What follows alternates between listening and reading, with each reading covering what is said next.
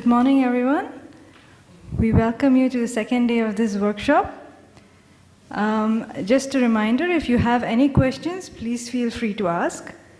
We shall start today's day with the continuation of yesterday as new concepts on foreign direct investment.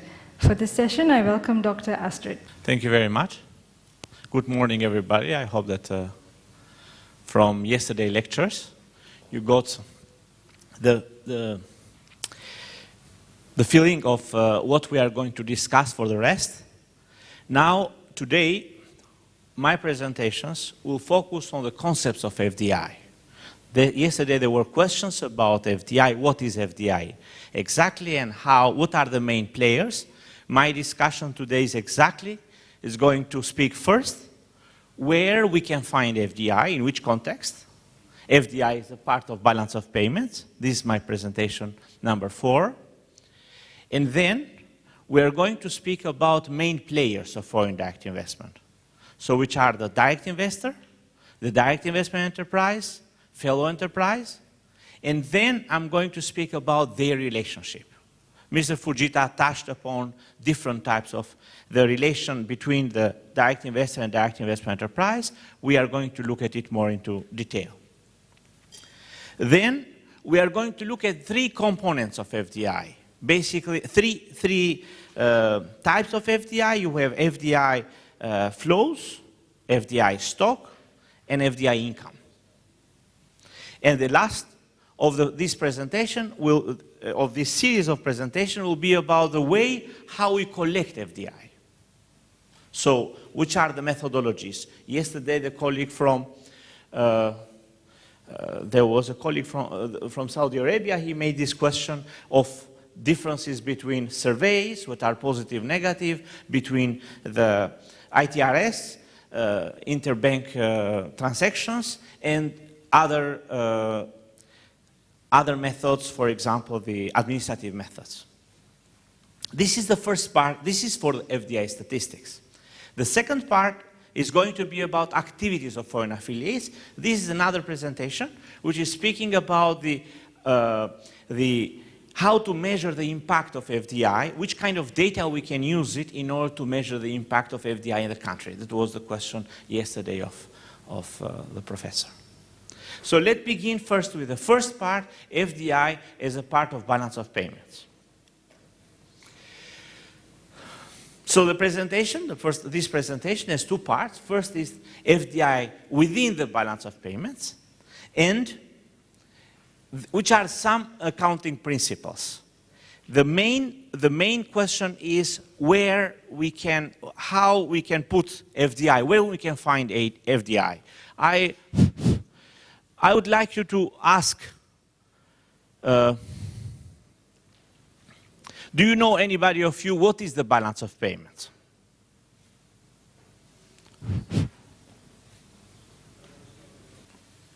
It is a statistical international record for all economic, let's say, international transaction between a residents and foreign residents.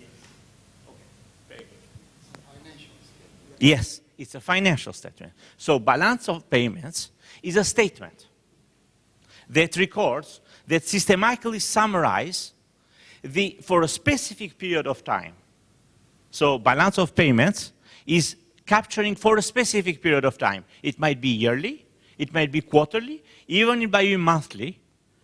For a specific time, the economic transactions of an economy with the rest of the world.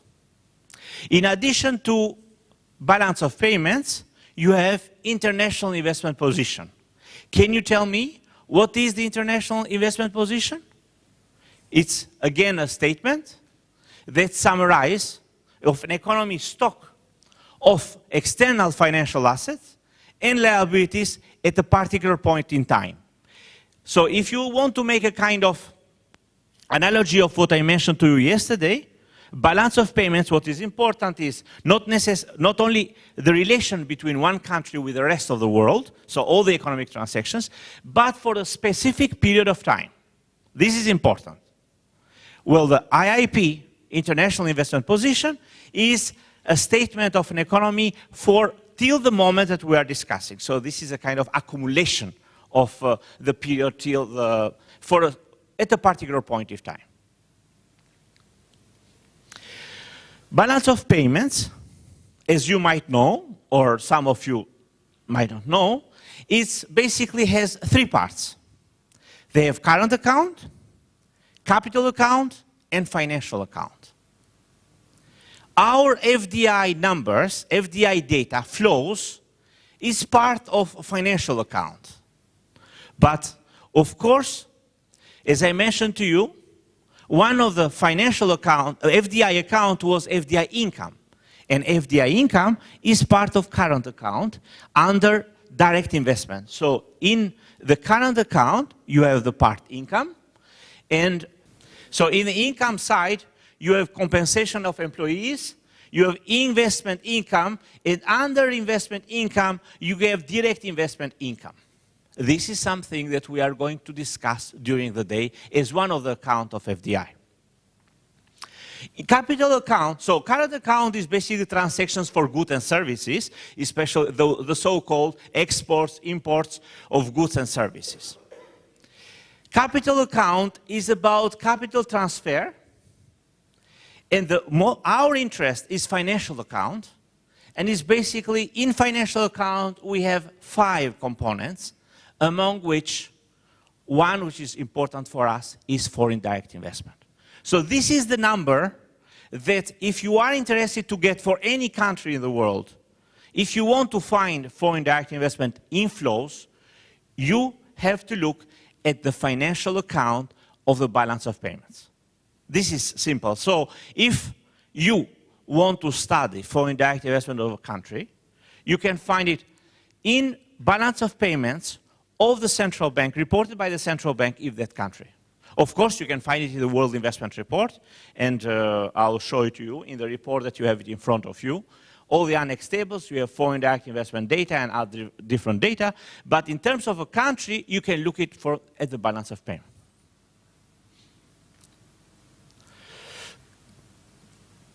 Well, this is the presentation, or the definition of as I mentioned to you, the current account, international transaction in goods and services, income and current transfers.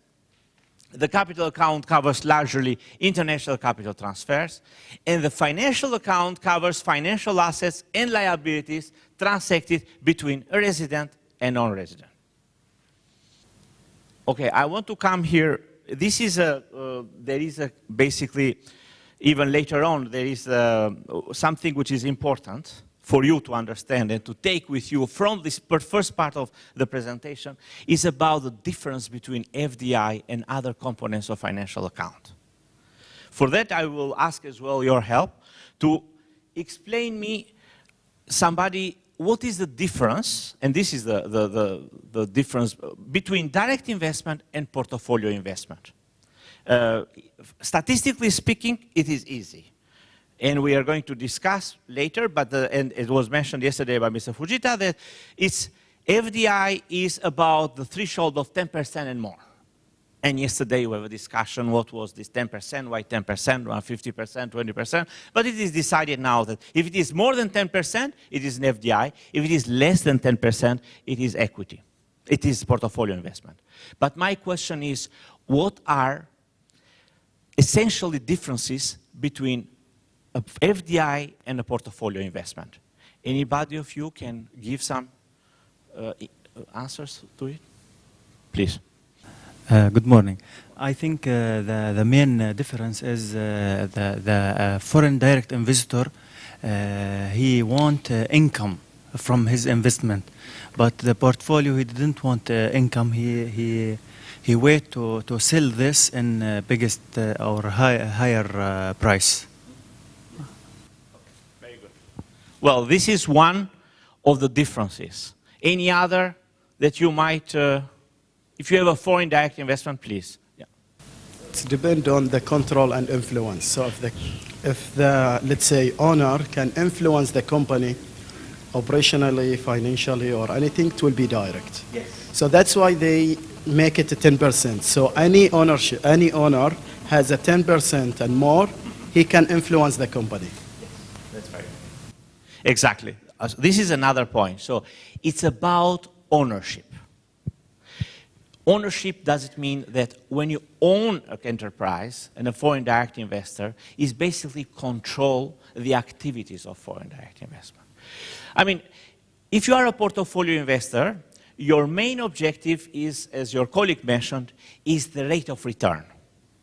You are investing in portfolio investment in a stock market just to know what is going to be, in order to get the rate of return. Or you want to hedge, for example, if you want to do the exchange rate risk or other factors, but it's mainly is the rate of return. Of course, the direct investor as well has one of the, objective is rate of return, but not necessarily all. Because a foreign direct investor, when it comes to the country, he might be interested for another thing. For example, natural resources. So he wants, either he wants to control, he wants to get the natural resources for its parent company. Or you have another objective is to follow, you are a supplier of a company. So you are following in order to capture the market. You have, so what is important, once again, is first is the ownership. So you own the production of this company, or the decision-making of the company. The portfolio investor, even if they invest in equity of a company, they don't care who is running the company. They care what's going on in the stock market, if the value of this company is up or down. But basically, they are not the one who are dealing with day-to-day operation. So this is another difference between portfolio and direct investment. It's about ownership, it's about decision-making in the company. Another characteristics of the difference between these two. What is the difference? Suppose that there is something, there is a decrease in the confidence of the market. What's happening with a portfolio investment? Next day, they leave. Basically, they are very volatile. They leave the country. What's happened now, for example, in Russia? During what's going on in the conflict in Russia, outflows of portfolio is around 130 billion, is the largest one. The foreign portfolio investors, they basically left the country. They have problems with the exchange rate of the ruble, and then they basically, they leave the country. What about FDI? Can they leave the country immediately? No. When you are making an investment in the country, the horizon, it might be at least 5 years. You have invested in assets of the company. You cannot leave immediately. You can try to sell it, but even the process of selling, it takes time. So the difference, another difference between FDI and portfolio is the time of liquidation. FDI, when they came, they have a long-term perspective.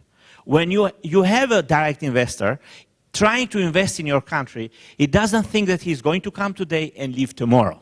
There is a long horizon, there is a long relay. That's the reason, this is basically the main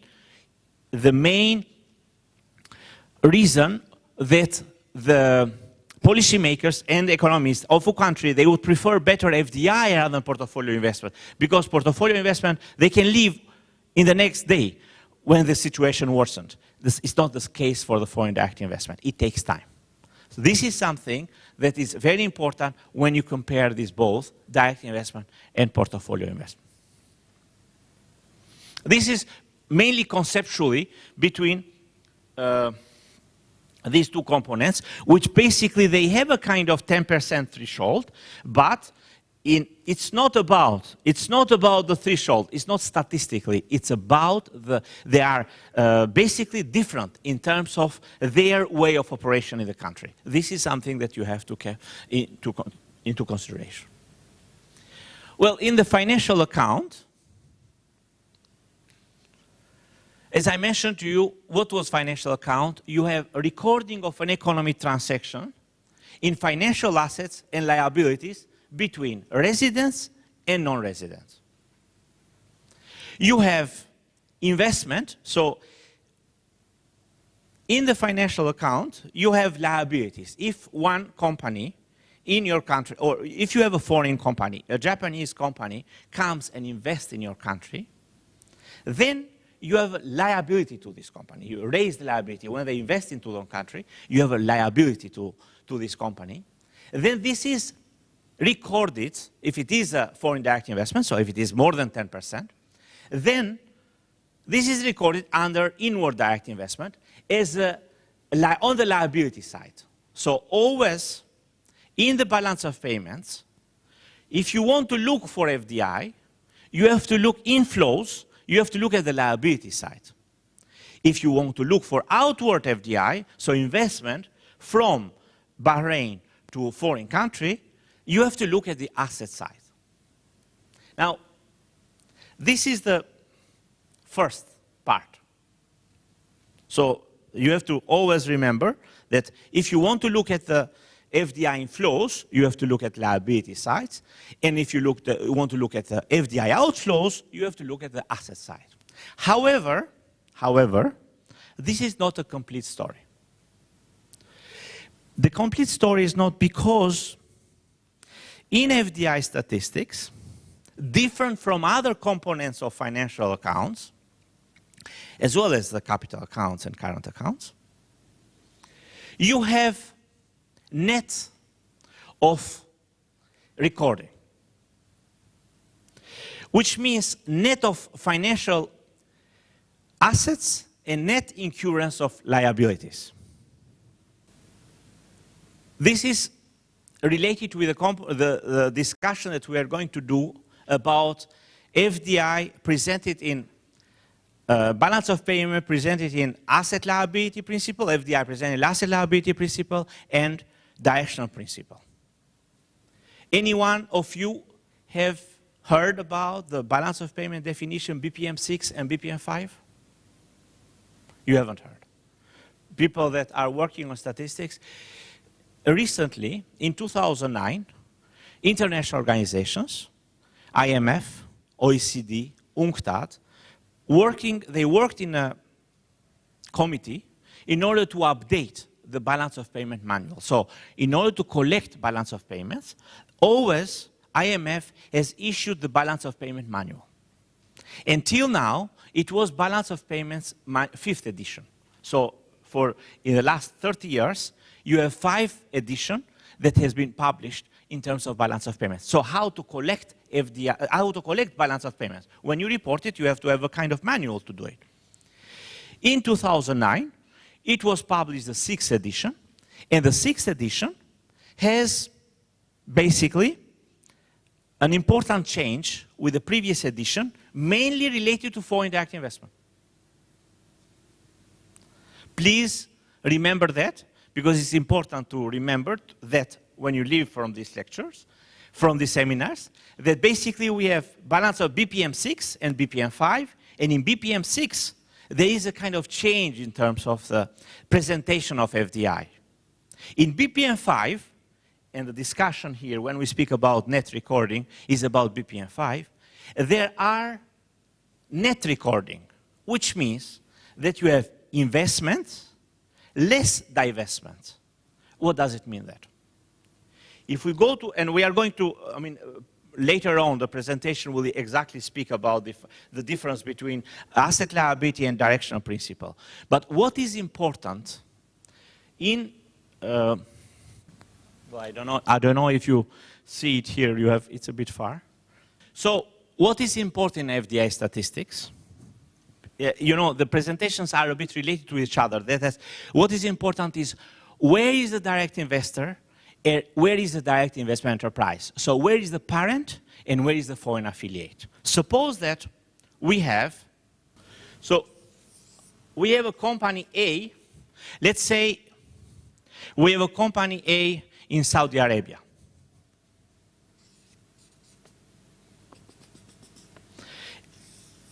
And company B in Bahrain. Company A own 100% company B. It means that we have a direct investment from Saudi Arabia to Bahrain. This is easy. So we have This is a parent company. This is the foreign affiliates in Bahrain. So basically, this is a foreign affiliates in Bahrain. All the investment between company A and company B, so if suppose company A provide a loan to company B, this is a liability for company B. And as consequence, it's a liability for Bahrain as a whole. So in the balance of payment statistics, we have to consider it in liability sides. It's a simple. Okay? Are you with me? So suppose that so we have already settled the relationship. So we have a company A in Saudi Arabia, we have a company B in Bahrain. This is the parent, this is the foreign affiliates. We know that. Now in 2014, company A, suppose it provided a loan to company B of 50 million. So 50 million is the loan between company A and company B. As we're going to mention, FDI has three components. Has the equity part, has the reinvested earnings, we will discuss, as well as intracompany loans. So all these components have to be included in foreign direct investment. So if the company A provides a loan to company B, this is a liability side for the company B, and it's a liability side for the balance of payments of the country. Till here, you understand. This is simple. So when the company provides a loan to the foreign affiliates, this is going to be recorded in FDI statistics, liability sides, and inward FDI.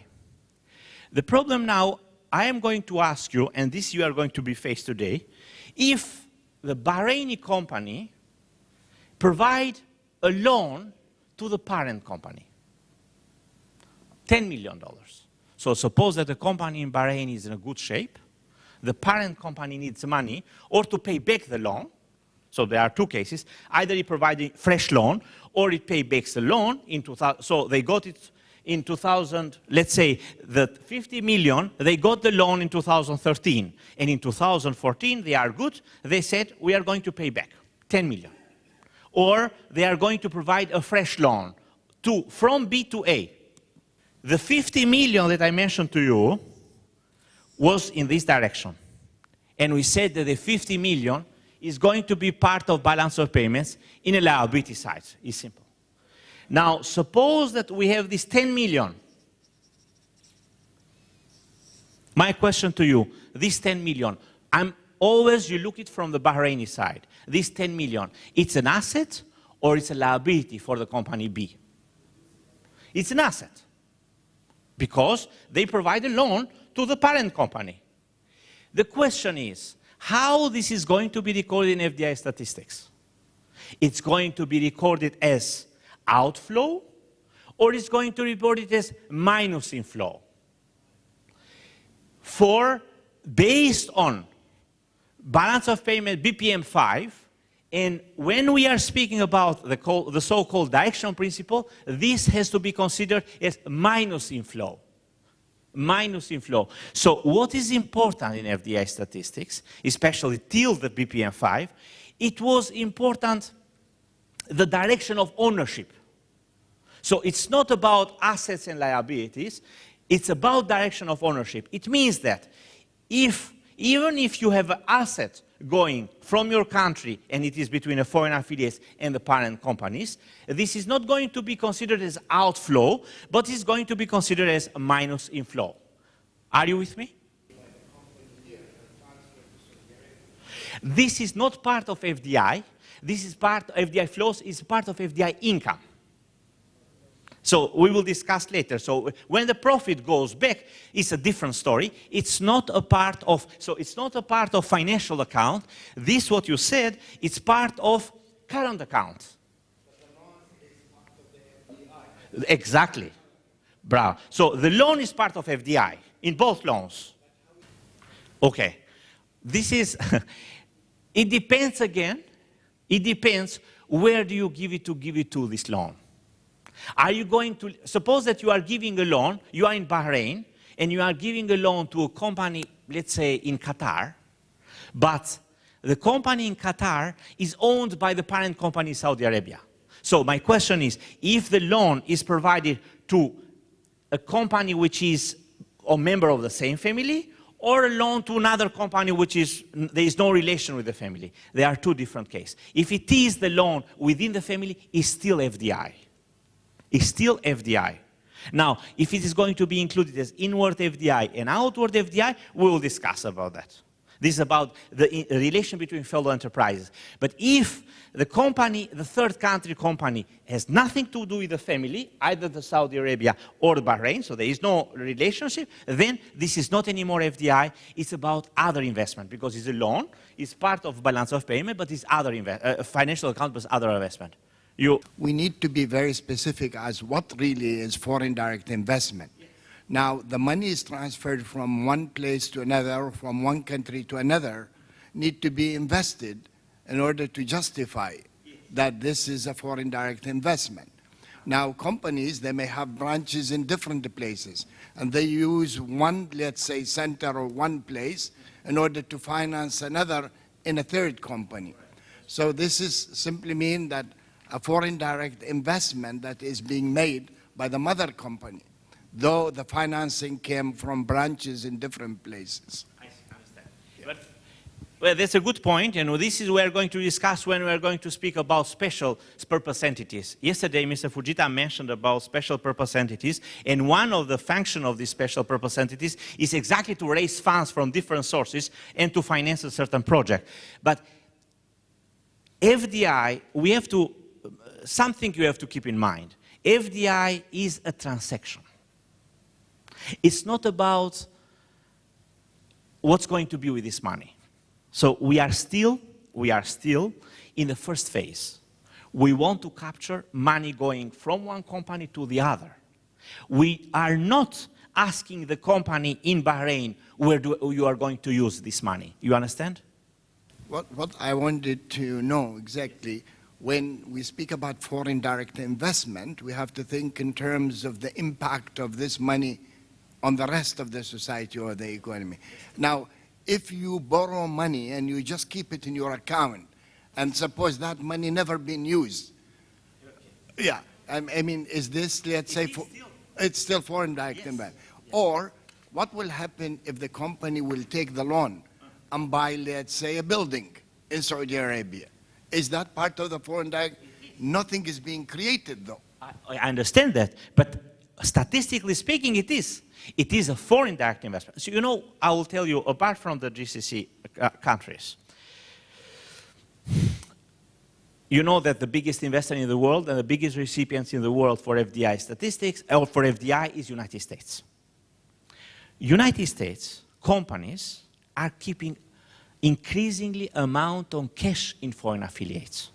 So basically, the parent companies in US, they are keeping the profit of the foreign affiliates in Europe, for example, they are keeping in Europe for a simple reason. They don't want to send it back for tax issues. You understand? But still for us, is a part of balance of payments. So this is what you said, is about reinvested earnings. We call it, there are three components for FDI. You have FDI equity part, equity participation, we have reinvested earnings, and we have loans. Reinvested earnings, although the name is reinvested earnings, we are not sure if it is reinvested or is kept as a cash. You understand my point? But FDI, statistically speaking, I'm speaking now for central bank or for national statistical, collecting FDI, it's not about impact. Impact is about when I'm going to speak about activities of TNCs. So we have to make two distinctions. You understand? No, for the moment, I want to know if I have a transaction. Suppose that you are in the border. You stay in the border, and there are money coming through you. FDI, first of all, and you keep in mind, FDI is about money passing the border. So you are in the border, you see money passing the border, and you want to know, is this an FDI? Is this a portfolio investment? This is other investment? So these components of financial accounts, you understand? So we are not going to the impact side. I completely agree with you.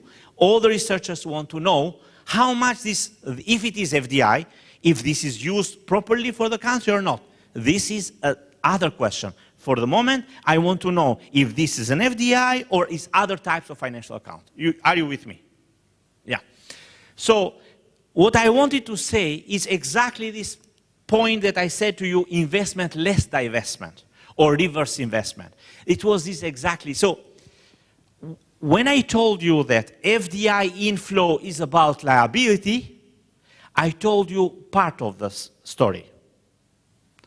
FDI inflows is not only liabilities, in fact, but as well you have to minus assets between the foreign affiliates and parent. You understand my point? I'm going to ask you later, please try to understand, or if you have questions, please make questions, but the idea is that FDI inflows is not only liabilities, but it's liabilities minus assets between the parent companies provided to, from parent companies, from foreign affiliates to parent companies, okay? This is the idea when we are speaking net of recording. So in a financial account, we have net of recording. Now, if I want to continue my reasoning, and then linking with BPM5 and BPM6, BPM6 now, they are speaking based on purely statistics issue. They say, we don't want to know anymore now about FDI in terms of divestment. So net of recording, they wanted to know assets and liabilities. In the balance of payments, the only component which was net of recording was FDI. All the other components of the balance of payments, they are gross. So you have assets, whatever it goes from your country abroad, and you have liabilities, everything that comes from abroad to your country. The only component that is having this net of recording is FDI. This is till BPM5. In BPM6, what they are asking is, please do FDI as other components, whatever you have assets, whatever you have liabilities. So make a distinction. So you have, in BPM6, you are not going to speak anymore about inward FDI flow to the country, but you are going to speak about liabilities to the country. Now, this is a bit tricky, because for our analysis, for FDI analysis, it is better to have net recording, because for us, what is important is the ownership, as I mentioned to you.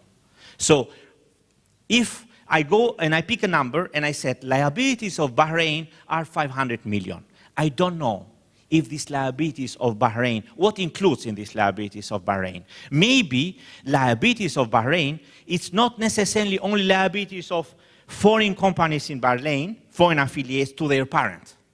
Liabilities might be as well to the parent companies in Bahrain taking liabilities from their foreign affiliates abroad. So between foreign asset liability and directional principle, we call it directional principle net of recording, so the BPM5, there is a big difference. What we are asking to the countries, what we are asking to the central banks of the, especially developed countries, all the European countries, this in 2014, they are reporting FDI balance of payments based on BPM6. It means assets and liabilities. So if I give you a balance of payments of France, for example, based on BPM6, for you it's going to be difficult if you can see it, if it is FDI inflow to the country or FDI flows abroad. Because what you have there is under foreign direct investment, you have assets abroad and you have liabilities in the country. But you are not sure if you have basically this kind of directional principle. We will discuss later, but this is just a kind of introduction in a sense that why we are speaking about net recording. So we have investment minus divestment. In FDI, what is important is the relationship, the ownership. Where is the parent? The parent is in Saudi Arabia. Where is the foreign affiliates? Is in Bahrain. Everything that comes from the parent to the foreign affiliates is inflow. Everything that goes from the foreign affiliates to the parent is not outflow, it is minus inflow. You understood? It's very important to know where is the parent. So what I'm asking, if I ask you and I said, so we have a company in, let's say, in France. They are investing in Bahrain. And the company in Bahrain provide a loan to the foreign affiliates or pay back the loan. Then this is called, again, it's minus inflow. It's not outflow from Bahrain. Please, this is something that you have to keep in mind. Anybody from the central bank here? No. Today? You came from the central bank. Oh, that's good. Are you following me in terms of the... That's very good. Okay. Are you speaking for which point of view? From the central bank of... no, because when we're speaking for balance of payments, I'm asking you, are you looking from Saudi Arabia point of view? Yeah, I'm looking at Saudi Arabia. But if you look from Saudi Arabia, Aramco is a national company, is a domestic company. You don't need to worry for balance of payments. Well, I mean, it's partly national, partly international. It's an international oil company. Okay, that's true. It's different. We are not, if it is exports, it's different. It's maybe what you are mentioning is about assets abroad. So when we are going to explain the survey, when we are asking Aramco, as you took this, we say, do you have assets abroad, or what is the amount of assets abroad you have with the foreign affiliates in different countries? Suppose that Aramco has a company, let's say in Kuwait. I don't know. So they have a foreign affiliates there. And we are asking, do you have assets with the foreign affiliates abroad? And they're going to provide the number. You understand my point? But I am in the oil business. Yes. I have an asset, and my asset is the reserve of oil. But it's an asset. Yeah. And, when it comes to the measurement of the foreign direct. Wait, that's good. Now, if you have Aramco in Saudi Arabia, you, as the central bank of Saudi Arabia, you are not going to ask Aramco for what you have with assets in the country. But you are going to ask what kind of assets you have abroad. And they say, okay, I have a reserve in Kuwait. And this is part of my assets, foreign assets abroad. Because when I went to Kuwait, when Aramco went to Kuwait, they basically create a company there. Either create or acquire the company. So they have a foreign affiliates there, and they have assets that are basically in Kuwait. This is the foreign affiliates assets of Aramco. So what we are doing in the World Investment Report, we have some indicator, transnational indicator, and we are looking at foreign assets of the companies. How much the company, not domestic one, but how much they have abroad, and even by country, so by region. So you have, for example, Aramco, where they are foreign assets in each region or which countries. And this we are considered as a part of foreign assets. You understand? So this is basically when we ask the company. What is important for you to understand first is everything which is foreign direct investment is related to foreign. So whatever you have assets abroad. Let's say Toyota built a plan, let's say for $1 billion in the United States. And the money will be coming from Tokyo, Japan, to be invested in the United States. So it's the same company. Is that money, you call it a foreign direct investment? Yeah. Yes. Now, well, what you said is the same company. Legally speaking, Toyota in Japan is going to create a Toyota US. But for the United States, yes. It's a foreign direct. Correct. It's foreign direct investment. And for the company, For Japan, is an outset, is an outward FDI. Oh, yeah, it is outward FDI. The example that I gave you, I didn't went into this. When I told that it's a foreign affiliate owned 100%. It might be a branch or it might not be a branch. You know? So if, let's say, a company, let me come back, Aramco, has a foreign affiliate, Aramco Bahrain. It's not a branch, it's a foreign affiliate. Basically, they report, it's incorporated in Bahrain. They basically report all the financial statements to Bahrain. You know, they have this. So this is a company which is in Bahrain, but it's owned 100% by a company in Saudi Arabia. It's similar to, it might be have been owned 50%.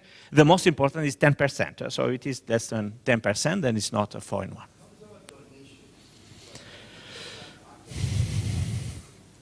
A donation of a country between, which kind of donation you mean?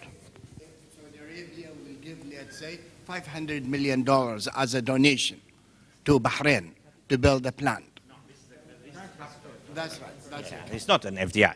I mean, to have an FDI, and we were going to discuss, to have an FDI, you have to have a parent, and you have to have a foreign affiliates. The parent is allowed to be as well governments, as you said, government. But if the government of Saudi Arabia comes in Bahrain and create a company here, the government, what does it mean that? For example, well, not necessarily with Bahrain, in another country, in Germany is investing in an African country for water supply. Water supply. How they do it?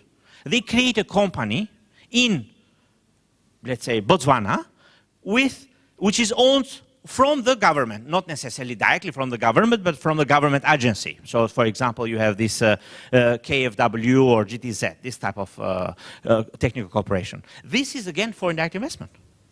You understand? It's not a current transfer. It's not about money sending, but it's a project. So basically, if it is an entity, you know, FDI is about companies, direct investor, parent companies, direct investment enterprise. But it's not allowed, according to the definition, that a direct investment enterprise to be a government. It's not allowed. So a direct investor may be a government, but not a direct investment enterprise. You understand my point? So as a receiving, you cannot be a government, get the money, and it could be considered as FDI. This is something that you cannot, please. If company A, let's say, sell their assets in Bahrain, so it will be minus this one, liability, or it will be an outflow? If what you're saying is company A, sold, okay. Again, okay, that's very good. So suppose now that the company B was sold to a domestic company. There are two cases. The company B might be sold to a domestic company. This is called divestment. Again, is minus inflow. So again, it's the inflow because you have a parent. Again, the relation is kept there. It's an inflow. But you have to look as well if suppose it is sold not to a Bahraini company, because that's what I mentioned, but it is sold to another foreign company. So suppose that you have a Saudi Arabian company in Bahrain sold to a Qatari company. How is it going to reflect into direct investment, into FDI? If it is sold to a foreign company, basically you are basically going to have zero FDI because they cancel each other. You understand my point? You pay Saudi Arabia, but you get the money from Qatar, I mean virtually. So the money, the value, it doesn't change. You understand my point? So in terms of FDI transactions, what is change? What I told you yesterday. What are you have FDI by industry and FDI by partner. In this case, we're going to change the partner. We go from Saudi Arabia, we have to relocate, and we have to do it to, from Saudi Arabia to Kuwait. You know, but not inflows, stock. You understand? Part of the stock now is going to be from Saudi Arabia to Kuwait. You understand my point? Okay. We will discuss later. But what is important? Yeah, please. If the Saudi Arabia investing in a company owned by the government of Bahrain, that's not FDI. Oh, no, it is FDI. It is FDI. I mean, as long as we don't say if it is a company in Bahrain owned by anywhere and it is invested by another company or abroad, then of course it's an FDI. The condition is to have a foreign company, so to pass the border, as we said. And second is to have more than 10%. Wouldn't you account for the change in value, the value of the company? What if, like, so it was owned by Saudi Arabia in 2010, sold to Qatar in 2012. Wouldn't at a different value probably? How would you account for that? Very good. Very good question. This is a very good question. It's the idea that suppose that company A in Saudi Arabia acquired company B in Bahrain for $10 million in 2010. They sold this company to either Bahrain or to another foreign company in 2014. But now, since the situation has improved, the time is passing, the value of company is not anymore 10 million, but it's 12 million. Now the question is where this 12 million, where this 2 million difference will show up. No, what I told you yesterday, I told you that the sum, FDI stock, is not necessarily the sum of flows. It is the sum of flows plus market value changes. So we have FDI stock at one period, at the end of 2014, you have FDI stock transactions plus the changes in the market value. So it has to be reflected in FDI stock. So FDI stock of the country is not now anymore plus 10 million, but is plus 12 million. You understand? So the flows will change. Now, if you have one country which is properly collecting FDI statistics, stocks, every year they have to do it based on market value. So it's not necessary, so it's not important if it is sold or not. If the company, I took it in 2010, this company value is 10 million. And I include it in the stock as a 10 million, because it was a transaction, by the way. In 2014, I do another survey, and I ask the company, what is your value? I mean, I don't ask, it's in the stock market, for example. It is 12 million. Then I put plus 2 million, because 10 I already had it, but I have revaluation of the company, 12 million. So anyway, if it is properly collected, this has to be reflected in the FDI stock. You understand with me? Not in the flows. It's going to be in the stock. So it's re-evaluation due to the stock, in the stock. Okay? You understand? Good. The difference between stock and flow. And the stock is measured at a point in time. We simply mean when the market value change, then you are going basically to measure that stock at that point. So the size of the flow will keep changing. But the stock basically will depend on the measurement of the FDI at that particular time. That's very good. Yeah, this is the discussion. This was the idea that. But again, we are going to pick up this situation for you to, even for the people that haven't captured the idea of coming from FDI flows to FDI stock revaluation. We are going to discuss again. The third components, because I went on and on, but on this slide, but basically there are many things that we discussed here. The third part of this kind of FDI, when you report in a balance of payments, is about entries in financial accounts. You know, balance of payments, has to be balanced. So at the end, you have to have zero. That's the reason that we call it balance of payments. So every entry into financial accounts has to have the corresponding one in the counterpart transactions in goods, services, income, and capital account. You understand my point? So at the end, you are going to have, if there is no kind of difference, what you have at the end in the balance of payments, you call this error and omissions. So in order to sum up and to have it zero. So basically, they cancel out each other.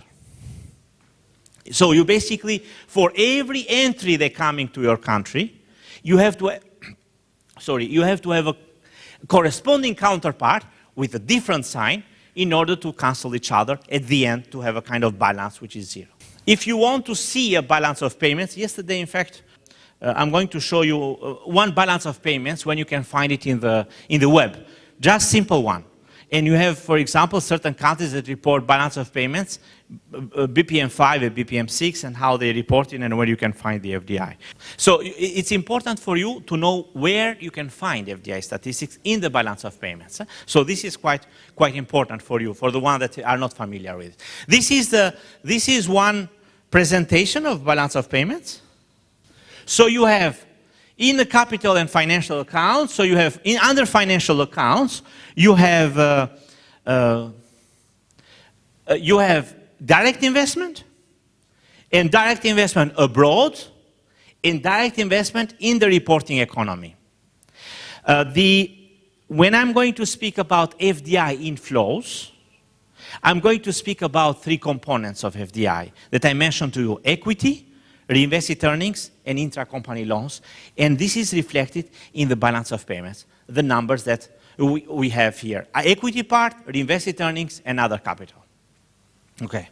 I don't want to, let me not go, we come back to this example because this is how to record in the balance of payments, but let's go back a bit faster with FDI and then we might come back to this example. And then, because I want to finish the FDI as a part of balance of payments. Although I was speaking as FDI as balance of payments, during our discussion I touched upon different types of different problems related to FDI. So it was not necessarily only as FDI balance of payment, but we discussed as well other issues on it. So here, as I told you, FDI flows was part of balance of payment statistics, while FDI stock is part of international investment position. And here, as I mentioned, international investment position, a summary of all BOP financial flows is recorded again on a net basis. There is a close relationship between flows and positions. Here, for example, you have changes in position, which are partially explained by financial account flows, plus valuation changes, as we discussed, that your colleague mentioned to you, and other adjustment we'll discuss later.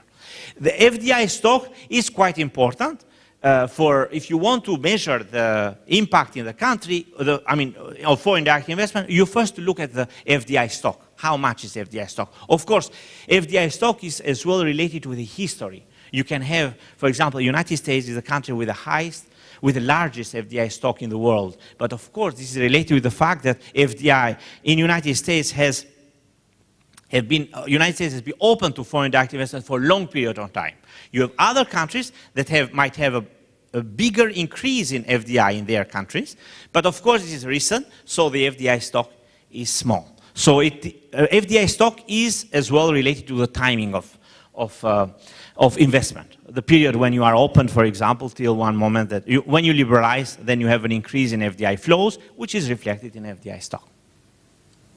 And FDI stock is very important with, when we are speaking about the impact,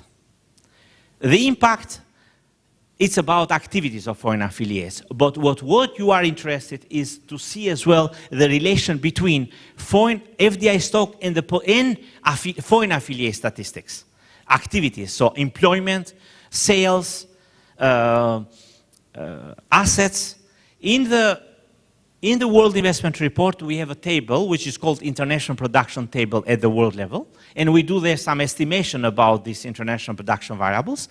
And they are basically based on FDI stock in the country. It's quite important when you make this FDI stock for the relation with the FDI stock and the foreign affiliate statistics. This I mentioned, and we'll discuss when we discuss about FDI stock.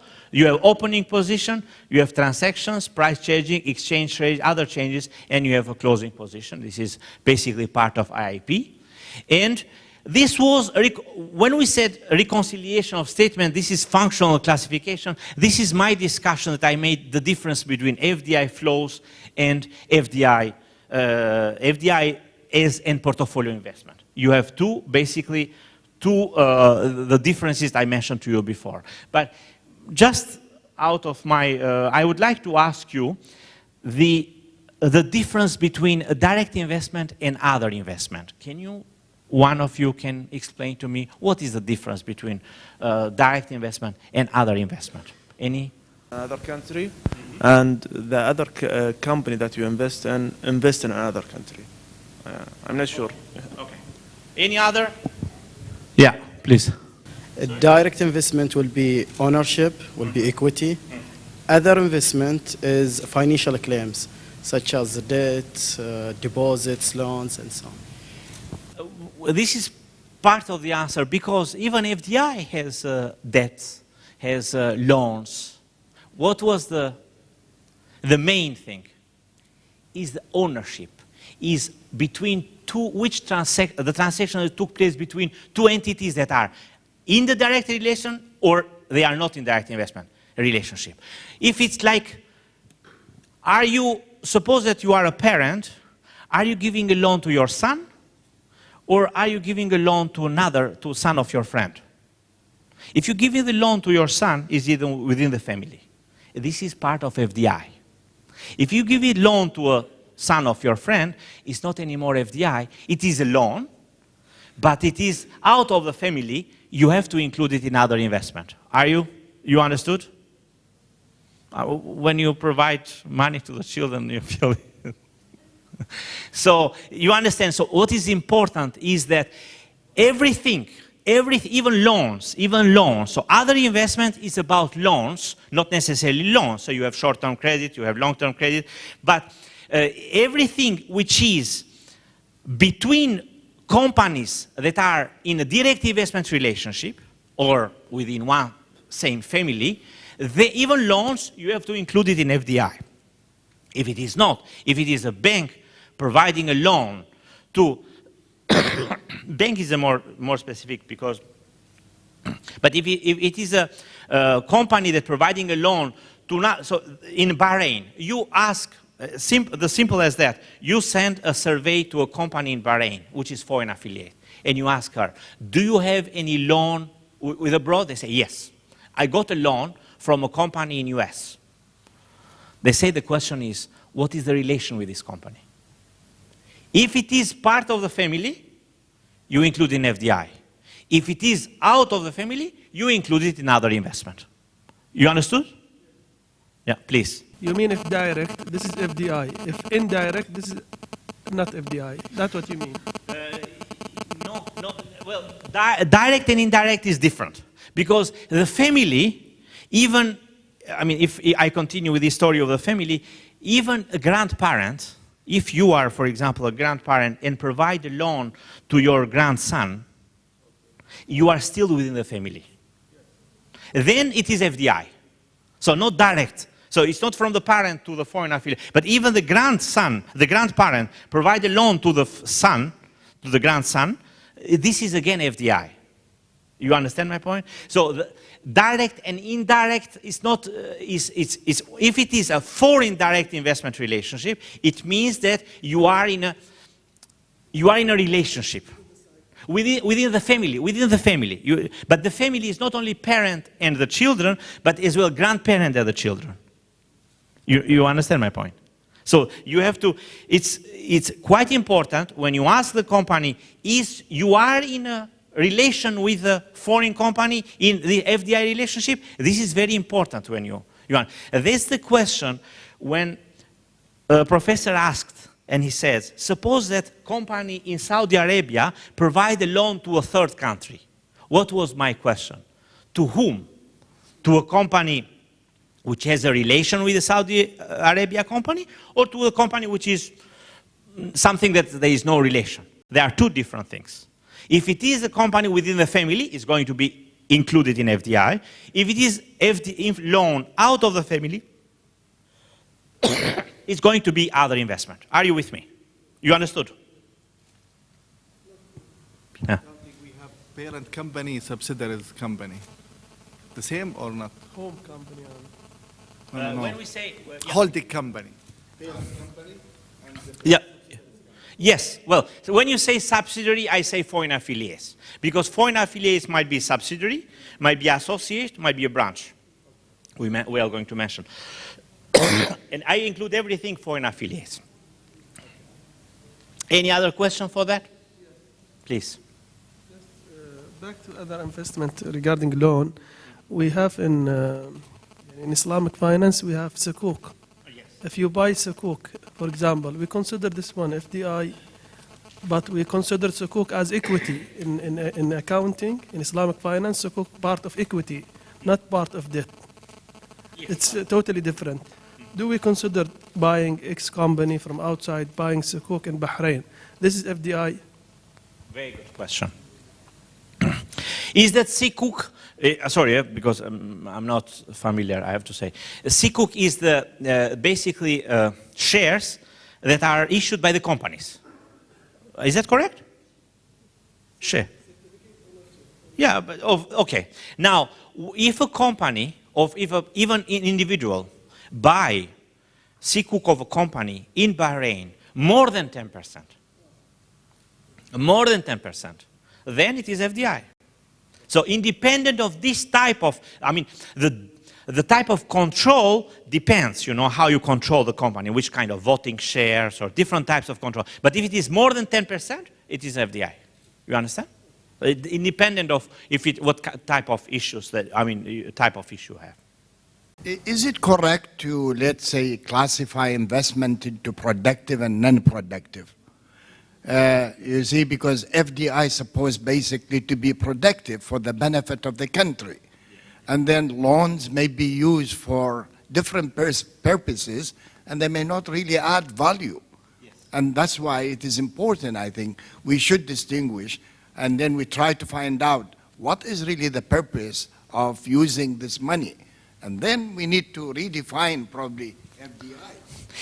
Well, this is a very good question, but this is in a kind of ideal world, because it's a bit difficult to how you are going to ask the companies. You got the money from your parent in Saudi Arabia.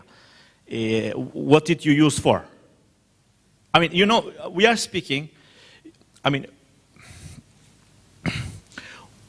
we want to harmonize the data for FDI around the world. We have countries like United States, they have the best data in foreign direct investment. If you want to get the data for foreign direct investment, you go to Bureau of Economic Analysis and you have the best data possible you can get for surveys. Because all the foreign companies are obliged to report for surveys in the United States. So then you can get all the data. Extreme, this is the best. Another one, you go to another country, I don't want to name the country in Africa, for example, I ask them, how did you calculate FDI statistics? He said, we estimate. Okay, I said, how did you estimate? He said, we guesstimate. Okay, then tell me how you guesstimate. He said, we get balance of payments, we have some information about exports, imports, financial accounts, some information there, the difference. In order to have the balance of payment zero, we make an estimation there for FDI. You imagine? So we are speaking for countries that don't even have difficulty calculating this number that we are saying, this total FDI, statistically. You imagine now to ask these countries, can you make a distinction if it is productive or not productive? It's a different, we are in this kind of, it will be ideal, but even statistically, it's a subject it's very subjective. It is productive or it's not productive. The companies say, I keep this money because I don't know what's going to happen, financial, economic uncertainty, this kind of. So that's the reason we are first trying to capture statistically even this money that pass the border and have this 10% equity threshold. And then later on, the developed countries even, the European countries, they are trying to improve in terms of collecting of impact data that I told you, and I will discuss. But FDI, for the moment, it's a bit difficult to go into this direction. Okay? Please. Internet. I understand, but now maybe it might be the case, and maybe the policymakers might be interested to know that, but we are still in the process of getting these numbers. So there are two, I understand. If you want to do the analysis, but if you tell me, I want to know how much FDI is in productive capacity, and you ask me, sorry, I want to know how much FDI is in productive capacity. I will tell you, sorry, I don't have the number for FDI. I don't have the number for it. I'm not sure if this number is correct. You understand my point, so. Yes, that's true. This is another way of doing it, but still it's related to FDI statistics, because if you are able to do the FDI by sector industry, then you can look at it, But it's still, again, you have to know that, And in order to know that, you have to take a decision. Are you going to include this FDI of land in the FDI statistic or not? Even the last balance of payments, the UNCTAD is participating in, there are basically two forums in terms of discussing the FDI statistics. One is Balance of Payment Committee. So all the directors of Balance of Payments Committee, they meet once a year to discuss issues which are related to balance of payments. Not necessarily FDI, FDI is part of it. For example, in 1 year, even though they published this kind of manual that I mentioned to you, they decided that FDI loans, long-term loans of land has to be included in FDI.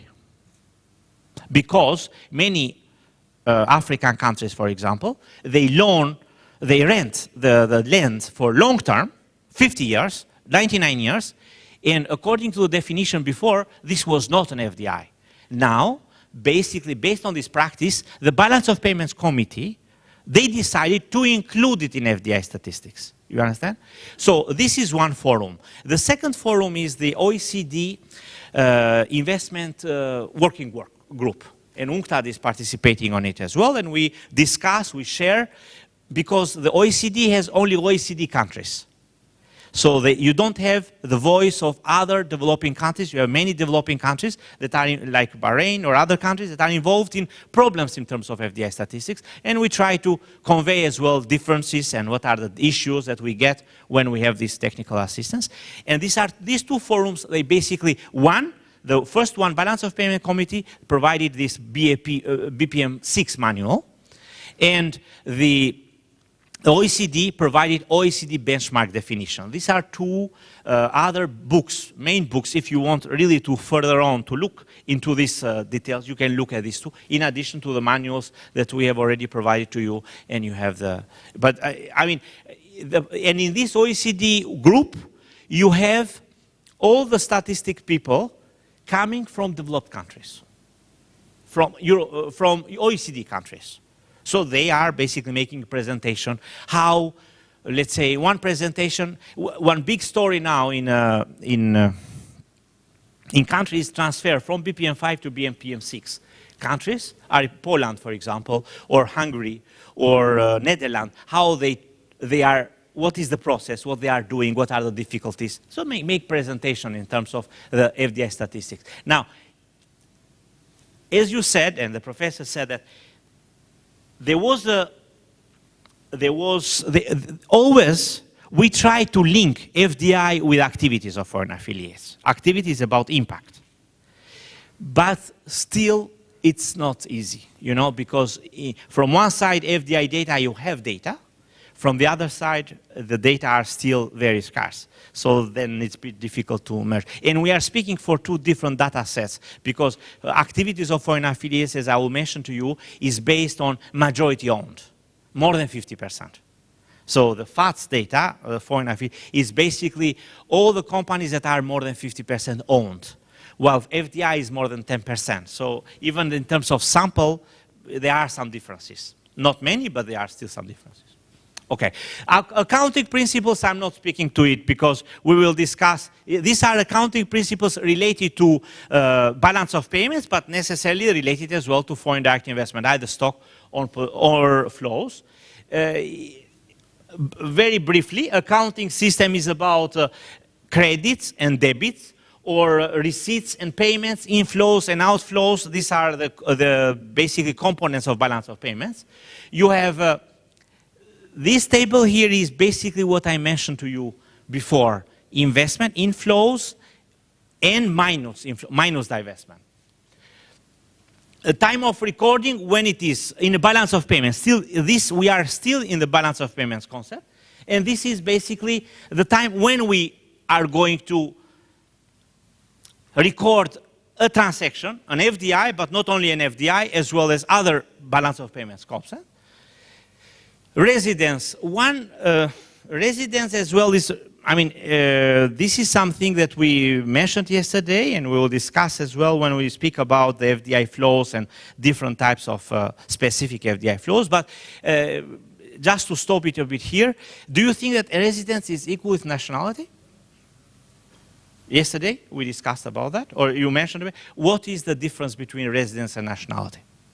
Because yesterday you made a question to Mr. Fujita. You said to him, if somebody comes in Bahrain, build a house, and then after 1 year sell it.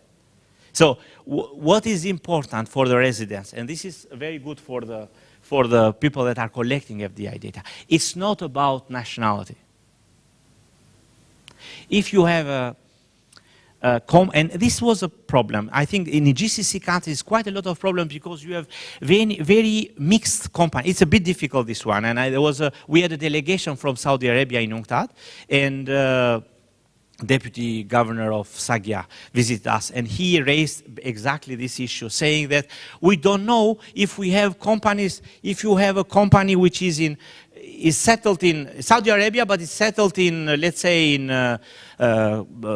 Kuwait or in Doha or whatever, in Bahrain, and how to treat that. It is important about residence. Residence is about the major activity where it is the predominant center of economic activity. So even if you are a Bahraini and you are settled in France, you have there your own activity, you have there your dwelling, your house, your activity is there. For the balance of payments, you are not anymore Bahraini. You understand?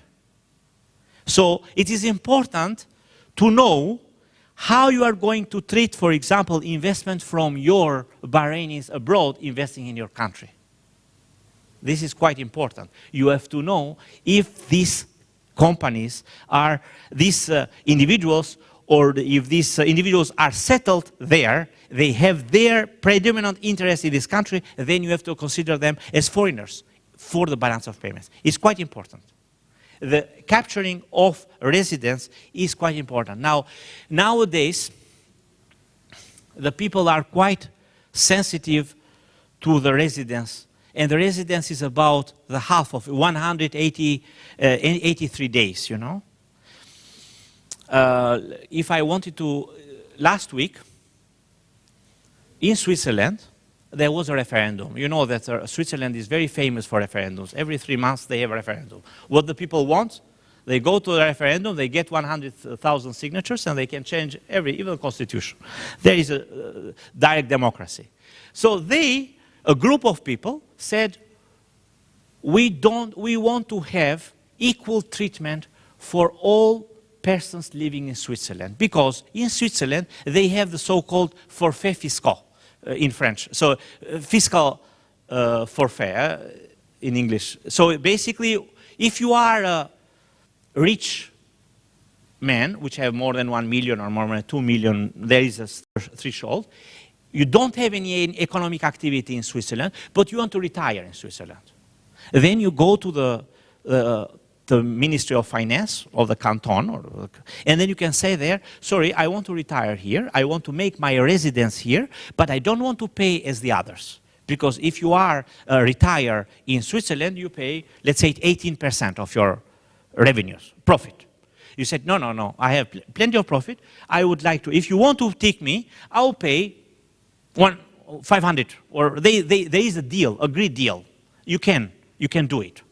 Of course, that this is profitable for this canton or these villages, because they get, for one person, they can get basically quite a lot of financing. A group of the leftists, they say, no, we want to have a kind of uniform, and they voted. Apparently, the initiative didn't pass. So the people say, no, we continue with this.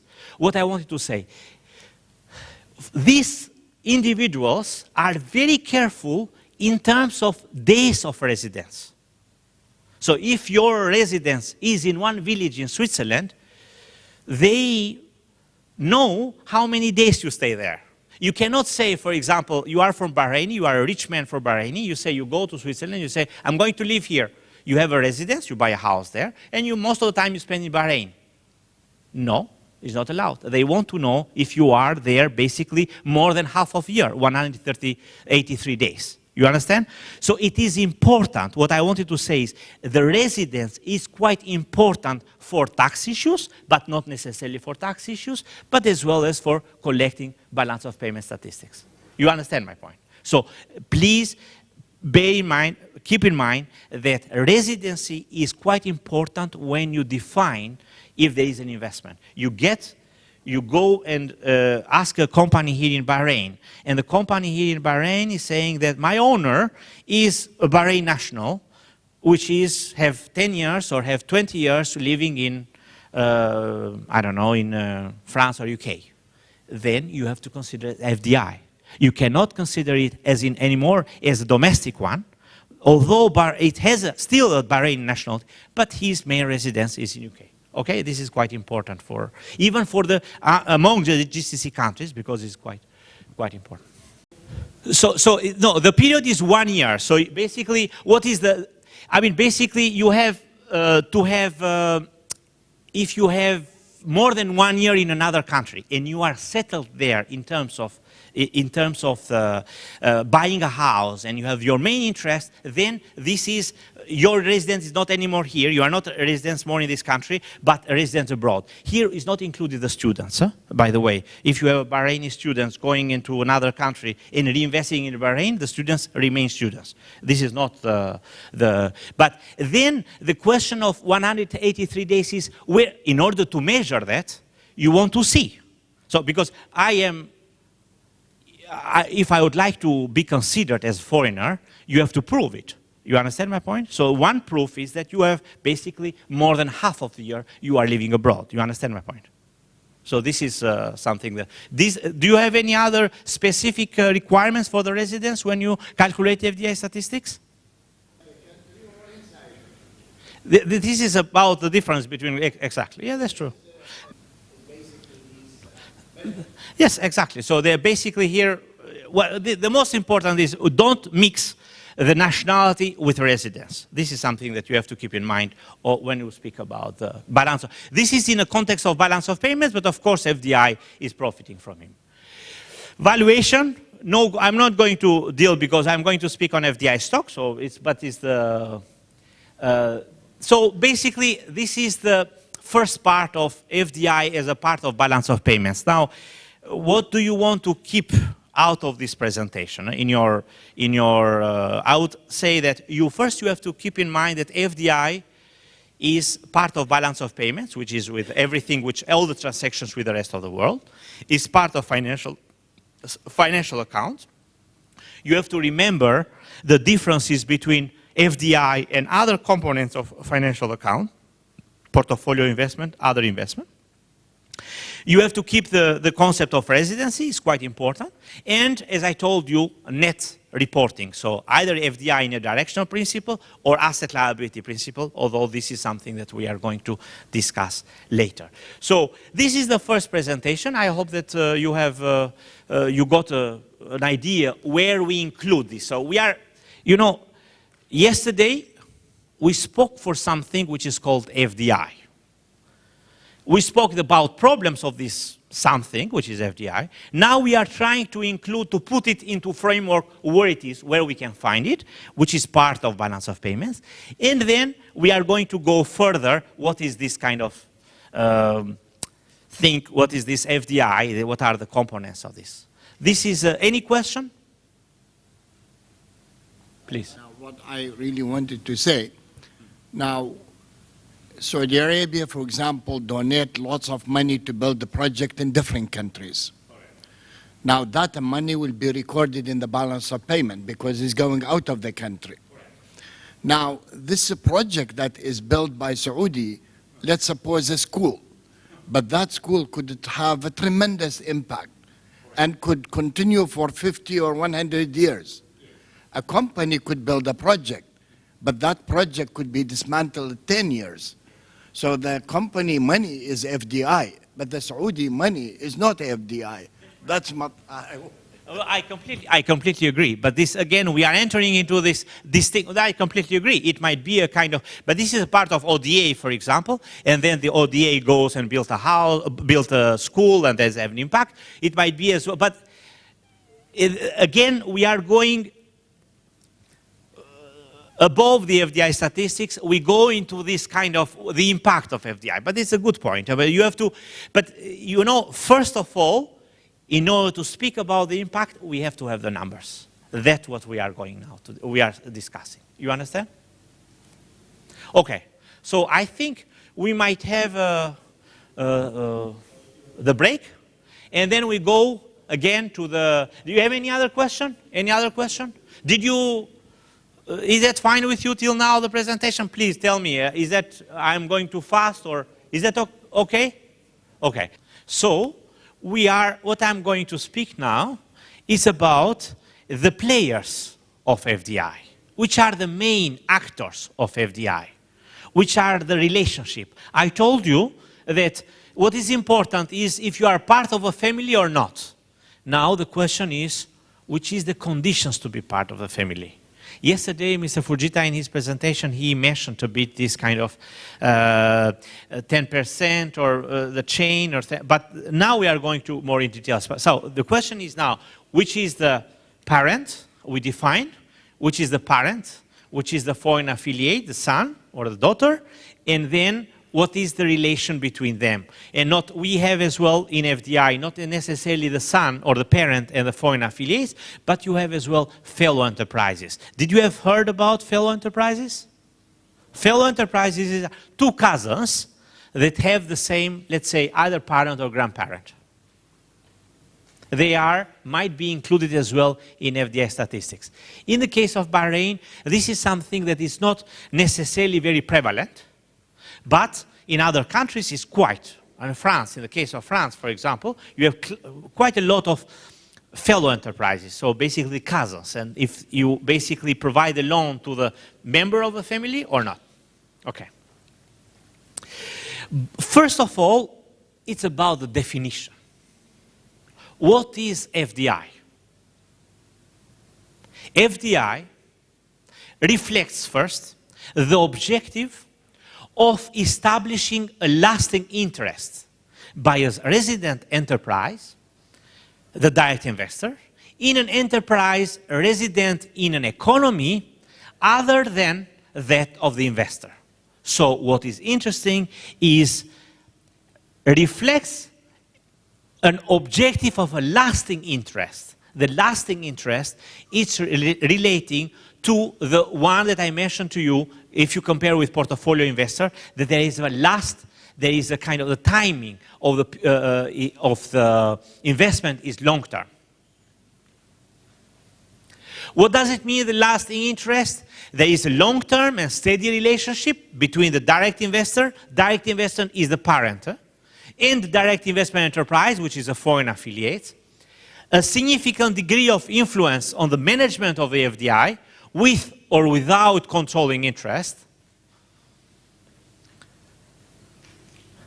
Now, this kind of significant ownership, as we discussed yesterday, it was about, there was a kind of agreement that 10% or more, it's a kind of sign that you have a controlling interest. There are surveys in the world, in different countries, in order to measure how many are 10% until 50%, or how many there are more than 50%. And in many countries, let's say for example in Canada, 97% of all foreign affiliates are majority owned. Majority owned. Not 10% to 50%, but they are more than 50%. You understand? So basically, there are companies that are between 10 and 50%, which is minority owned, but still you have a stake more than 10%. But many companies, so 97% in Canada, they are majority owned. So this basically is something that I wanted to tell you, that basically the foreign companies in a country are owned mostly 100% from the parent companies. 100 or more than 50%. The decision of 10% was made in order to have consistency among the countries. It was mentioned yesterday. We want to have companies, basically, you know, it is true what we said. You might have a company which is owned even 5% and then still the parent company might have power in the company. You understand? Even 5%. But it might be the other way around, that you might have companies that own 30% and still they don't have some influence. So it's not quite correct to say that the percentage is something that will decide 100% what is the type of ownership, but in order to have a kind of harmonization among the countries, it was decided 10%. Why? Because, once again, FDI, it is something that it's a relation with another country. Ideally, what we discussed yesterday, ideally, the numbers that are reported from Bahrain for investment from Saudi Arabia has to be the same as the numbers that Saudi Arabia report for investment in Bahrain. It's not the case. It's not the case because of different difficulties in collecting FDI statistics. I mean, this is not only for Bahrain, this is not only for developing countries, even US and UK. There are two countries which have quite advanced methodologies in terms of FDI statistics. They have different numbers. They were sitting together, Central Bank of people from the Bureau of Economic Analysis of US, together with Statistical Office of UK, and they say, where we are our differences? We are speaking for example, investment from US to UK, and how the number is reported from UK is a bit different rather numbers reported by US for outward FDI. But the point is that at least you have to have this kind of discussion when you have the same thresholds. And one of the thresholds is 10%. That's the reason that it was unified around the world that 10% is considered to be FDI statistics. It's going to be included in FDI statistics. What I told you is that you have a direct investor, you had a direct investment enterprise. So you have a direct investor. What is a direct investor?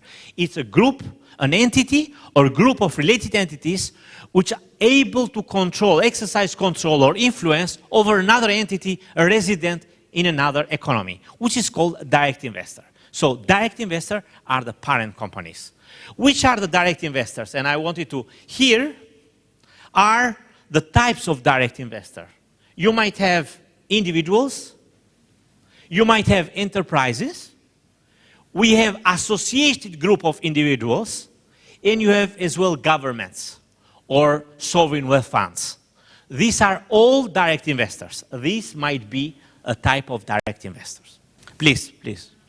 When it comes to the direct investor, we talked earlier about residency. Yes. Can the direct investor be a resident in the country he's investing in? Can the direct investor from country A be a resident in country B where he is investing? Yes, but then it's not an FDI. It's not an FDI. Yes. I mean, if you have a investor that is, suppose that you have,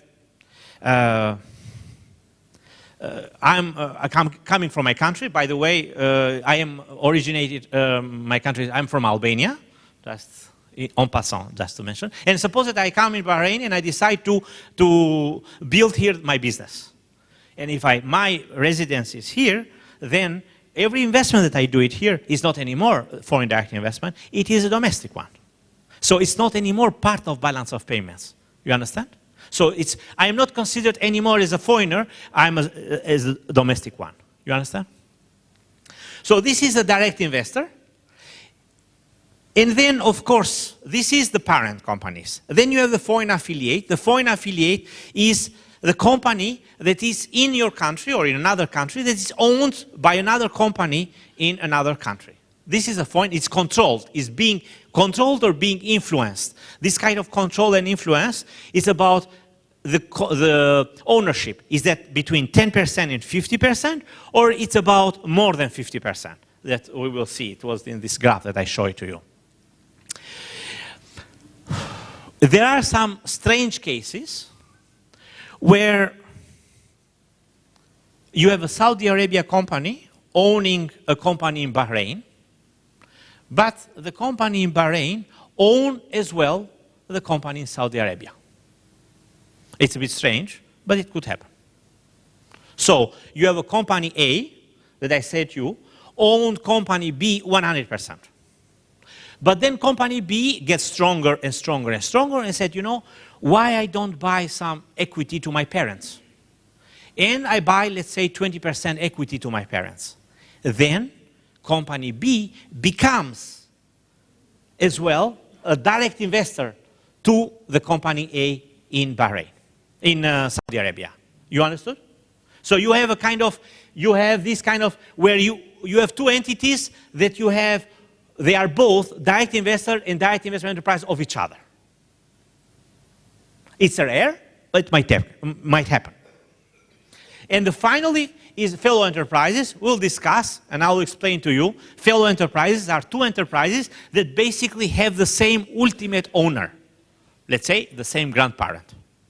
A direct investment enterprise, as I mentioned to you, this is basically the definition, is an incorporated or unincorporated enterprise in which a direct investor directly or indirectly owns 10% of more of either the voting power for an incorporated enterprise or the equivalent for an unincorporated enterprise in the case of branches center. Now, you have direct investment enterprise might have three types: branches, subsidiaries, and associate. What is the difference between them? We said that if it is between 10% and 50% is an associate. If it is more than 50%, it's a subsidiary. And if it is jointly, wholly joint, as an unincorporated enterprise, it's a branch. Do you think that now, these 10% and 50%, logically, if you have own more than 50%, you control the company. If you own between 10 and 15%, you might not control the company. So that's basically, it's made this kind of difference.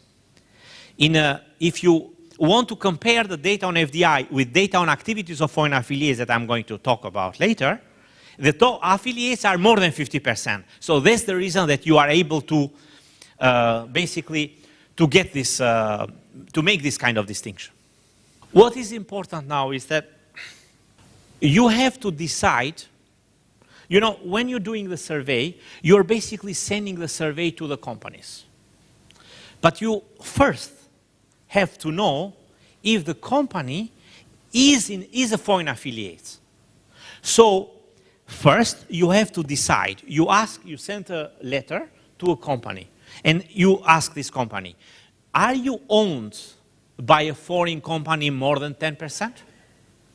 If the question is yes, it means that it is a foreign affiliate or it's a direct investment enterprise, then all the transactions between this company with a parent company, you have to add it into FDI statistics. So once this kind of relation is settled, then every transaction between these two entities has to be included in FDI.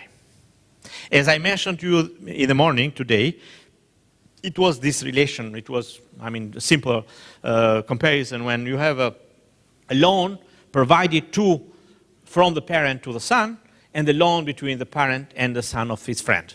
They are two different issues. And in fact, in reality, they are two different issues. But why it is important to understand this kind of relation? And this is quite important.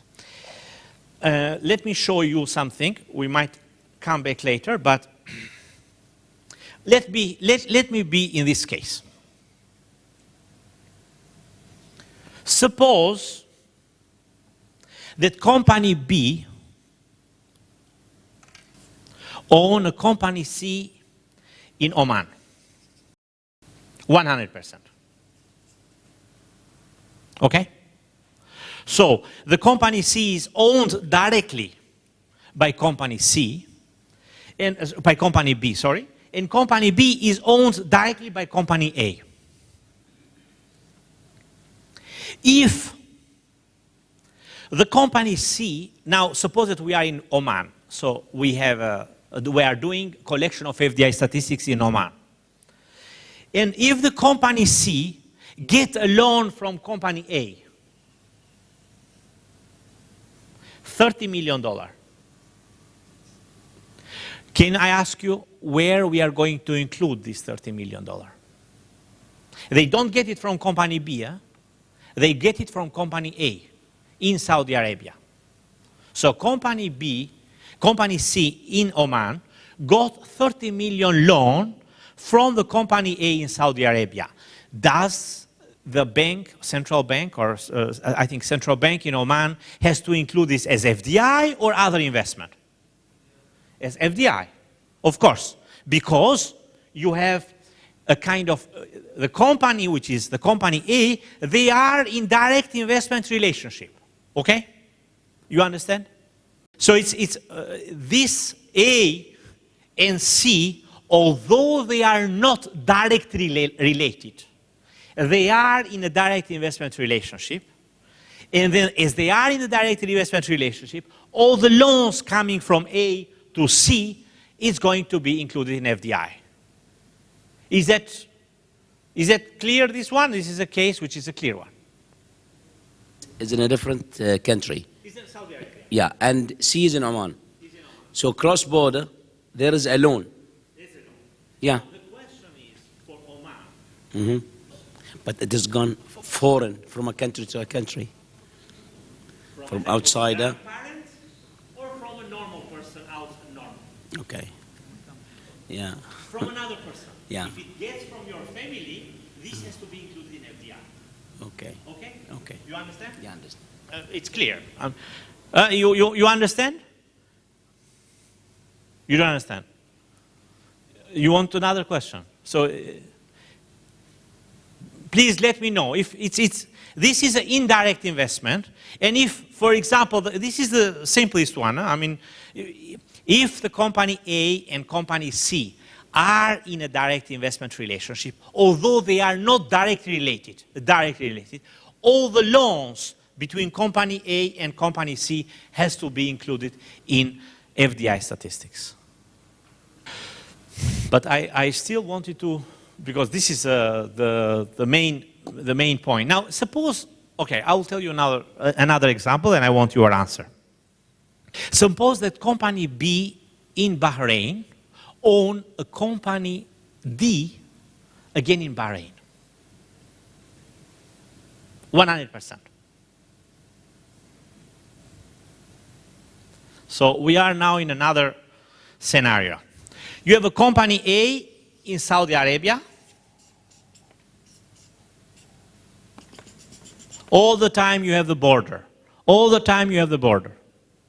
You know, I'm going to do not exercise, but I might ask you, so please be attentive in terms of because this is the purpose of, so you have the company B in Bahrain. And then you have a company D, again in Bahrain. Okay?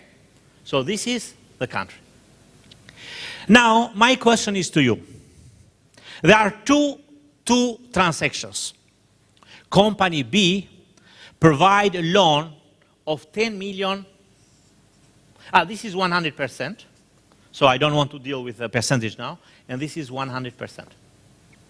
Now, company B provide a loan of 5 million to company D. And the second one, company A provide a loan to company D, 10 million.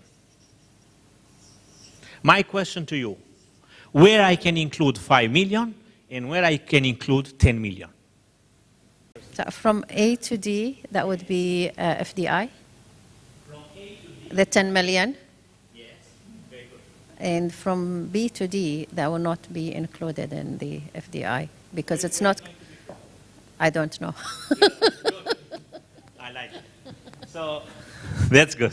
I don't know is an answer. It's correct. First of all, FDI is everything, not FDI, but balance of payment capture everything that passed through border. So from B to D, it doesn't pass the border. So this 5 million here, it's not included in the balance of payments because it is not the rest of the world.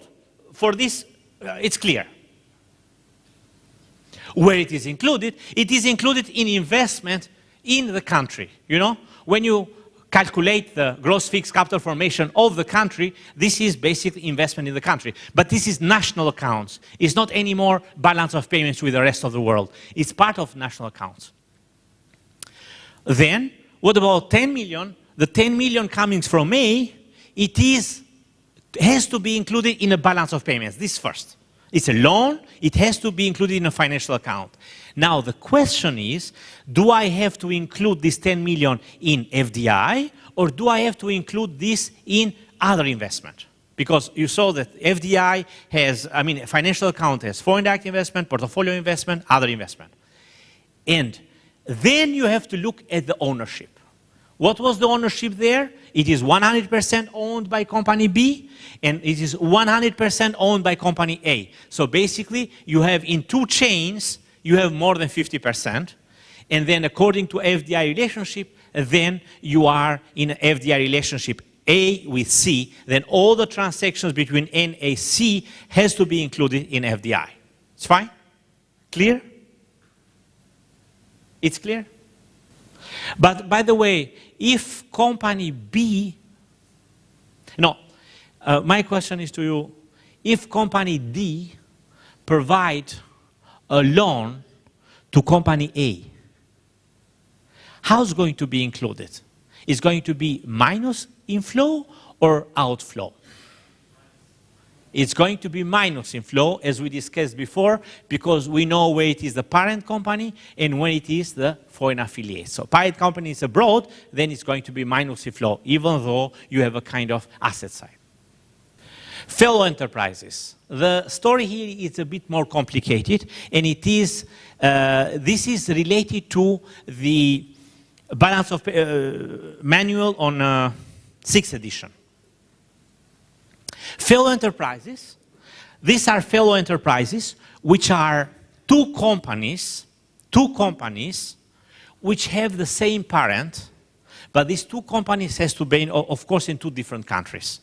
So company B, suppose that company B is in Bahrain, company C is in Qatar, and company A is in Dubai. It's in Oman. So they have the same direct investor. They are fellow enterprises. Now, the question now here for the compilers, and you have to have a better idea, is that how you are going to calculate the transactions between fellow enterprises. So fellow enterprises doesn't have any equity more than 10% of each other. Because if, for example, company B owns C more than 10%, then company B is what? Is that fellow enterprise with C? It's a direct investor, and the C becomes direct investment enterprise. But now we are speaking of two companies, B and C, which are in equal. They have just one relation with them. They have apparently the same parent or grandparent, so the same direct investor, common direct investor.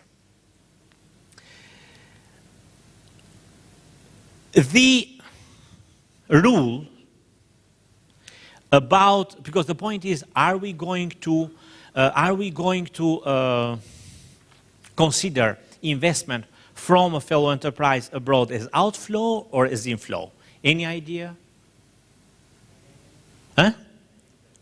So the question is, if you have a loan, so let me do another scenario, or we are here. Company A is in Saudi Arabia again, company B in Bahrain, and company C in Oman. They have the same parent. So basically the company in Saudi Arabia own both, company B and company C, more than 100%. If the company B provides a loan in company C, are you going to, I'm speaking from the Bahraini point of view, are you going to consider this as outflow or inflow? Okay, the definition, the rules, I mean the latest benchmark manuals is saying that it all depends where the parent company it is. Where the parent company is. If the parent company is outside the country, then all the transactions will be considered as inflow. as inflow. So in the case of B providing a loan to company C and the company A is in Saudi Arabia, then we are going to consider as minus inflow. This is a bit complicated. I mean, it's a bit, you understand? Are you correct like this? Very good. So if you have two companies which are fellow enterprises, so because what might be the case? Might be the case like this. You have one company in Bahrain that owns another company in Bahrain and owns another company, let's say, in Dubai. So once again, we have a company in Bahrain. We are in this situation. We are in Bahrain. We have a company in Bahrain that owned, and this is Bahrain, and then they owned a company C in, what I said, Dubai. This is, we are in Bahrain, this is the border, this is the country, this is the United Emirates. So now, this is 100%, this is 100%. Again, in the case, I'm in Bahrain, I want to build up balance of payments and FDI statistics for Bahrain. If there is a loan, 1 million, provided from B to C, this is going to be included in outward FDI flows because the parent company is in Bahrain. Logically, you are going to think as if the company in Bahrain, the parent company, is sending the loan abroad via the foreign affiliates. You understand my point? Yes. Mm-hmm. So for Oman, which is C, so we said for Bahrain is minus inflow. For Oman is minus outflow. Because it's basically, it's not very, you know, the logic is that it's similar as if the company you get it from the loan, it comes from the parent, but through somebody else. No, you're right, this is inflow. Sorry, it's not a minus outflow, it's inflow for Oman. It's inflow for Oman. It's going to be FDI, direct. So so you're right, it's not a minus outflow. So for Oman, you have inflow coming to the country. It's as if you have an investment from the Saudi Arabia company via company in Bahrain. You understand? So for Oman, it's going to be considered as inflow. Okay? Now, if we are in the case of this example that I gave you to you, we have a company in Bahrain, the parent company in Bahrain, that have a foreign affiliate in Bahrain and the foreign affiliate in Oman. So now the parent is not anymore in Saudi Arabia, but is in Bahrain. From the Bahrain point of view, it is outflow, is not anymore minus inflow. You understand? For Oman, remains inflow.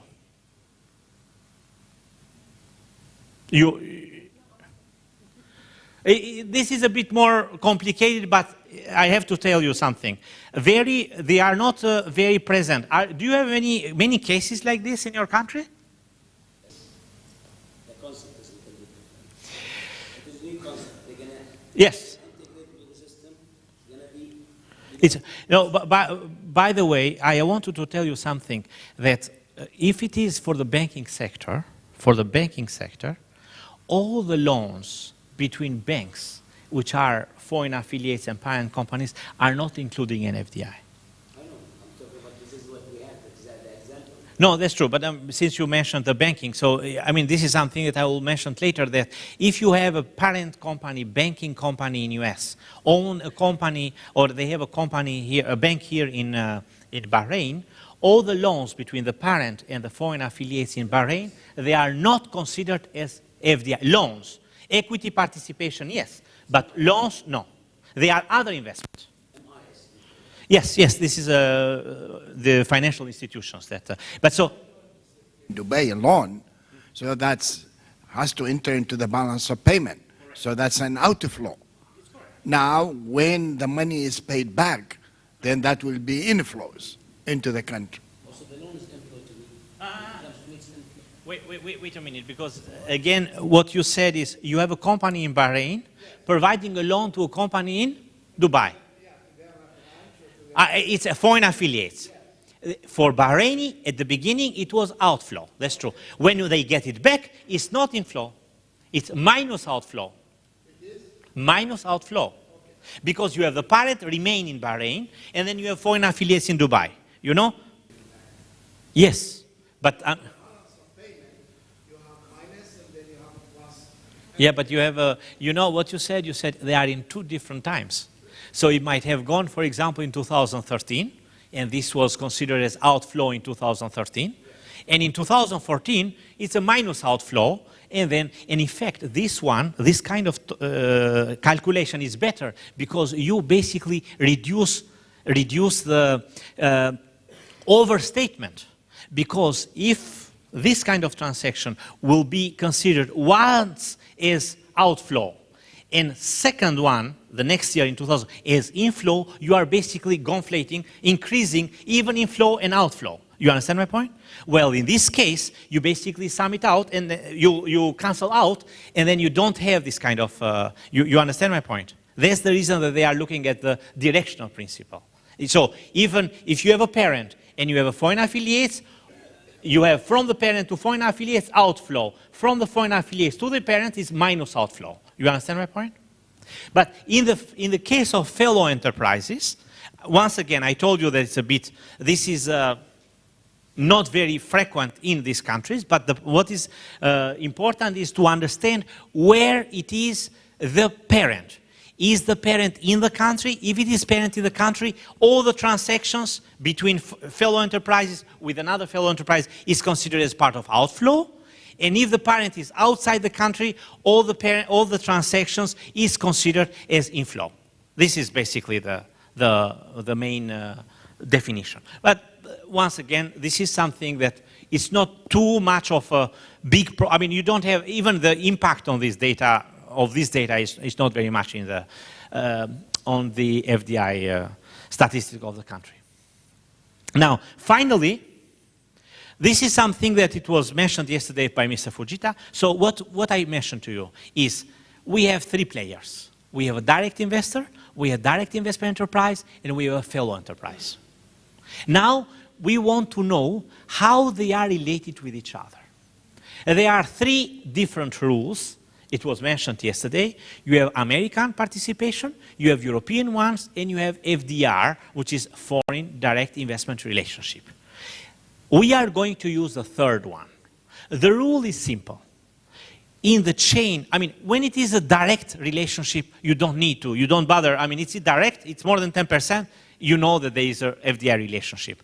The problem is if you have a chain of different indirect relationship. The rule is, at most, you are going to have only one associate. You mentioned, it was mentioned yesterday, at the end of the, so, suppose that you have a French company that owned a company in Saudi Arabia. And this company in Saudi Arabia owned a company in Oman. And this company in Oman owned a company in Bahrain. I mean, your question is, why do I have to bother where the parent companies of this company in Bahrain are? It's a simple question. I want to know which is a direct investor. It's in Oman, that's it. Why do I need only for a simple reason, if you get a loan from another company abroad. So you are reporting in your survey, you get that you say, for example, there is a company in Bahrain that says, I got a loan from a company in France. Logically, you are going to ask the first question, is that your direct parent? Because no, it's not my direct parent. Then the second question is you and this company in a foreign direct investment relationship? So it means that in the chain of relationship, you are having all the time more than 50% and only once is less than 50%? He's going to look at the structure. He will discuss with his boss. He said how much this company owned, and then you can say, yes, I'm in a foreign direct. Then the loan has to be included in FDI. You understand? This is the importance of the foreign direct investment relationship. Yes. Is in a deficit. Yes. And the company is owned by the company in Saudi Arabia. Yes. And then the company in Saudi Arabia is trying to help by basically providing money to close the deficit. Yes. Is this a loan or what is it? Loan. It's a loan, it's an FDI. So if a company in Bahrain is in deficit, then they are asking for help from the parent companies. Yeah, it's not a loan, it's a help. Yeah, but I mean, how the parent company is, I mean, even the parent company, they can give the loan with 0 interest. Because there is no help in a corporation. If the company is in a crisis, yes. difficulty to sustain themselves, that's true. then the mother company has to help. That's correct. Yeah.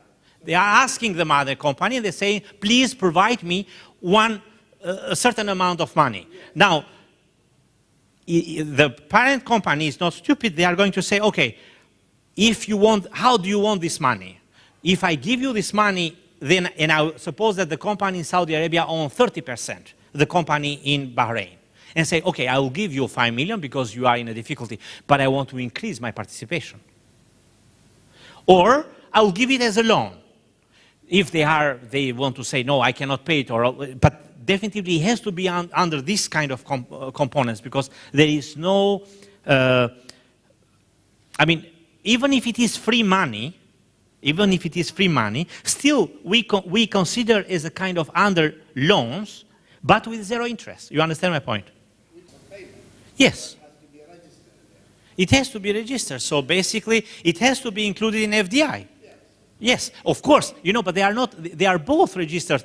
It's registered in balance of payments, in balance sheet of the parent company. It's going to be registered in balance sheet of the companies in Bahrain. Every transfer that you get it from the parent. And it's going to be registered for the country as a whole in the balance of payments. Yeah. Yes, please. As a transfer. Can we consider it as FDI or just transfer? Because it's the same case. It's the question that we got it in the morning. It's not an FDI. It is a current transfer. It's a capital account. Huh? But what is the case? If we have company in Bahrain, owned 100% in Saudi Arabia. Yes. If company, like the parent company in Bahrain, wants to give a hand to the Saudi Arabia's company, so if the company transfer 100 million, it's already owned 100% of the company. So yes. Can we consider it as transfer or as FDI? No, I would consider that still is an FDI. FDI? Yeah. Yeah, when it is when you have the relation between the direct investor with the direct investment enterprise. Okay. Well, what I told you once again is that you have FDI relationship, which is you have to have in the chain at most 1 weak link, or let's say one. Less than 50%. This is the. So, can I ask you? Can I ask you to please? I'm going to ask you in order to wake up. You have the company A. Is it company A with company C in an FDI direct investment relationship? No, because they are outside the boundaries. They are not part of the family. They are. Okay, that's an answer. Another answer? They are in direct FDI relationship. Why? Because A own C not directly, they owned it through B. But what is important? Not necessarily that owned through B, but you have to see is 80%. From A to B is 80%. From B to C is 80%. It means that so it's not. Change is more than 50%, but they are in a foreign direct investment relationship. Okay? So, in fact, they are in a foreign direct investment because what is important is to see this 80%. So A own B 80%, B owns C 80%, so A and C, they are in direct investment relationship, okay? This is 30%, the other is 60%. The people now are, what do you think? A with C, they are in direct investment relationship? A owned B 30%, B owns C 60%. Yes, they are in direct investment relationship because what I told you, you are allowed to have in the chain once less than 50%. This is the FDI direct relationship. So, this is the example. Can I ask you a question? A with G, they are in a direct investment relationship? Can you? A with G. Any question, any answer? Please. A with G, the relation between A and D is between A and D, it is 40%. Between D and G, it is 30%. 40% multiplied by 30% with the American. No, but I'm speaking only not American style. I'm speaking about foreign direct investment relationship. The third. Yes. It is a foreign direct because it is more than 10%. What I told you is that you have to have more than 50%. In the chain, you are allowed to have only once less than 50%.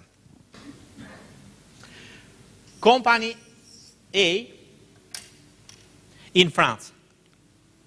B in Saudi Arabia. Company C, Oman.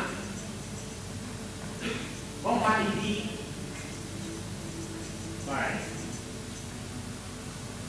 Okay? Company A owns Company B 55%. Company B owns Company C 30%. Company C owns Company D 20%. I'm not asking you for American way. I'm asking you for foreign direct investment relationship. Can you tell me which is the direct investor, what is the relation between A and B, A and C, A and D, and then C and D and B and D? You are in Bahrain, please. So suppose you are in Bahrain, yes. I'm B. Yes. No. B is the name of a company, but you are in Bahrain, so yeah. Company D. Company D is in Bahrain. Yeah, it's here. Yeah. Do you see? No, it's all indirect because nobody is own my company at more than 50%. To me, in this example, only A to B is direct investment. Yeah. But you know, this is Saudi Arabia, so this is for your colleague next to you. Yeah. To calculate the balance of payments and FDI statistics of Saudi Arabia. Now I'm speaking, we are here. This is Bahrain. Tell me now, the two companies. Which company D is in a direct investment relationship? First, if we see. First, if we see, because C is more than 10%. No. So, are you agreeing with me that D and C, they are in direct investment? They are indirect. Yes, sir. Because it's more than 10%. Yes. Yeah. Very good. Now, what about D and B? No, it's not. No. They are not in a direct Yeah. investment. Why they are not in direct investment? Because they are less than 50. This is 20%. It's 20%. What is only allowed only once to be less than 50%. Less than 50%. All the others, you have to have more than 50%. More than 50%. Yeah. Okay? Now, so you understood. Now, my question to you is, why bother? Why we need to bother? What is the relationship? That's the question. That's the question. No, the question is this one. Once again, yeah, please. I didn't get the point about the 50%. Very good. That's what we are for. So we are trying to. Once again, please. Sorry. Can I ask you something? We are in the case of, we are in Bahrain, we want to build up FDI statistic for Bahrain. Then, I ask company D, do you have any foreign owner? The company D will say, yes, I have company C in Oman.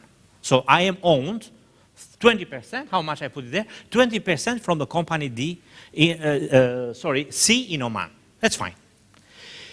I will ask him if the company D and company, but he might say that company C in Oman is owned by another company in Saudi Arabia. And you'll ask him, how much is the percentage? It's 30%.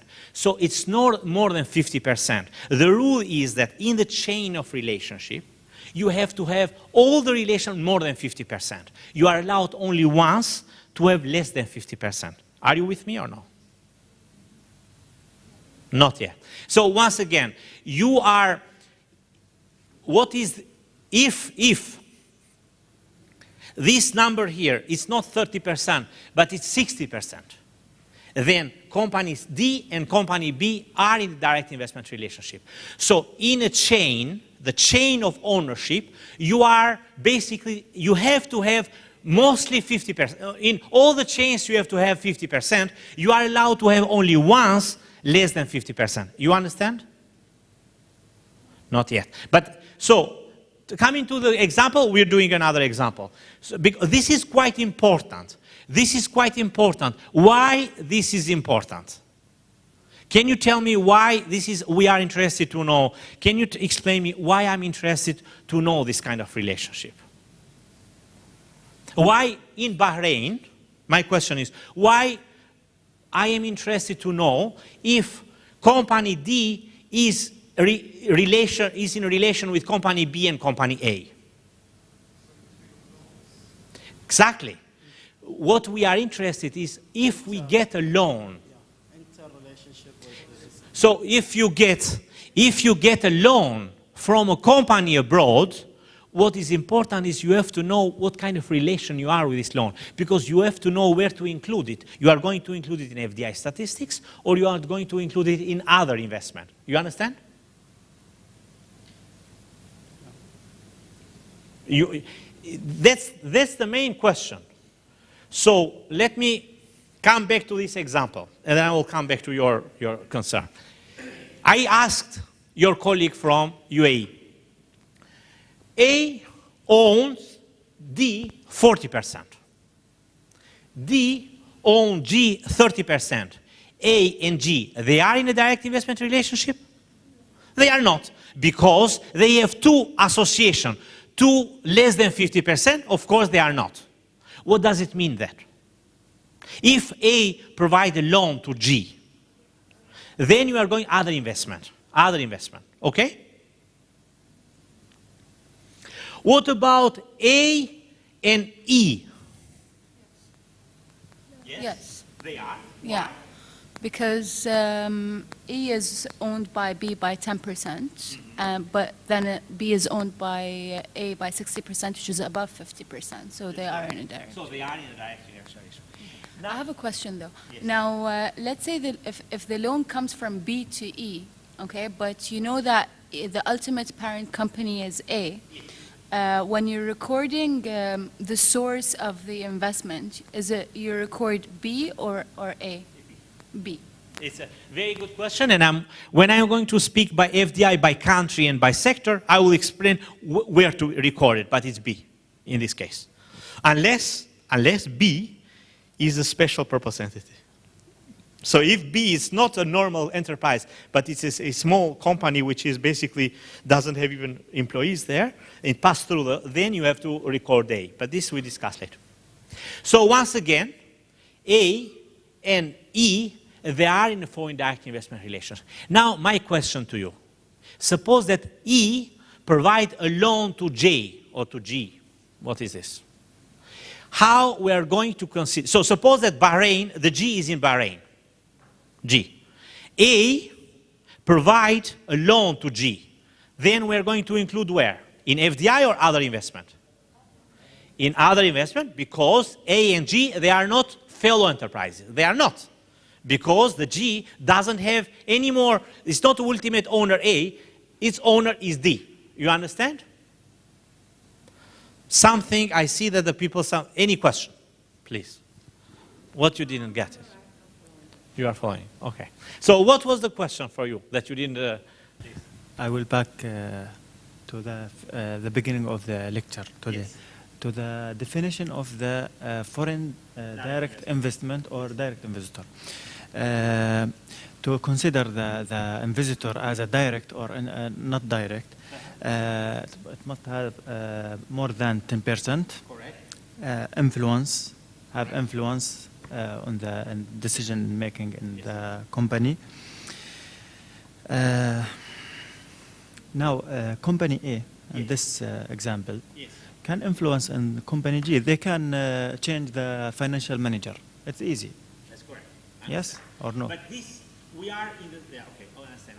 This is what I asked. Okay, I understand. Now, this is the same question, why we use 10%, we don't use 15%. Or 9.9%, exactly. So the point here is that you have to take a stand.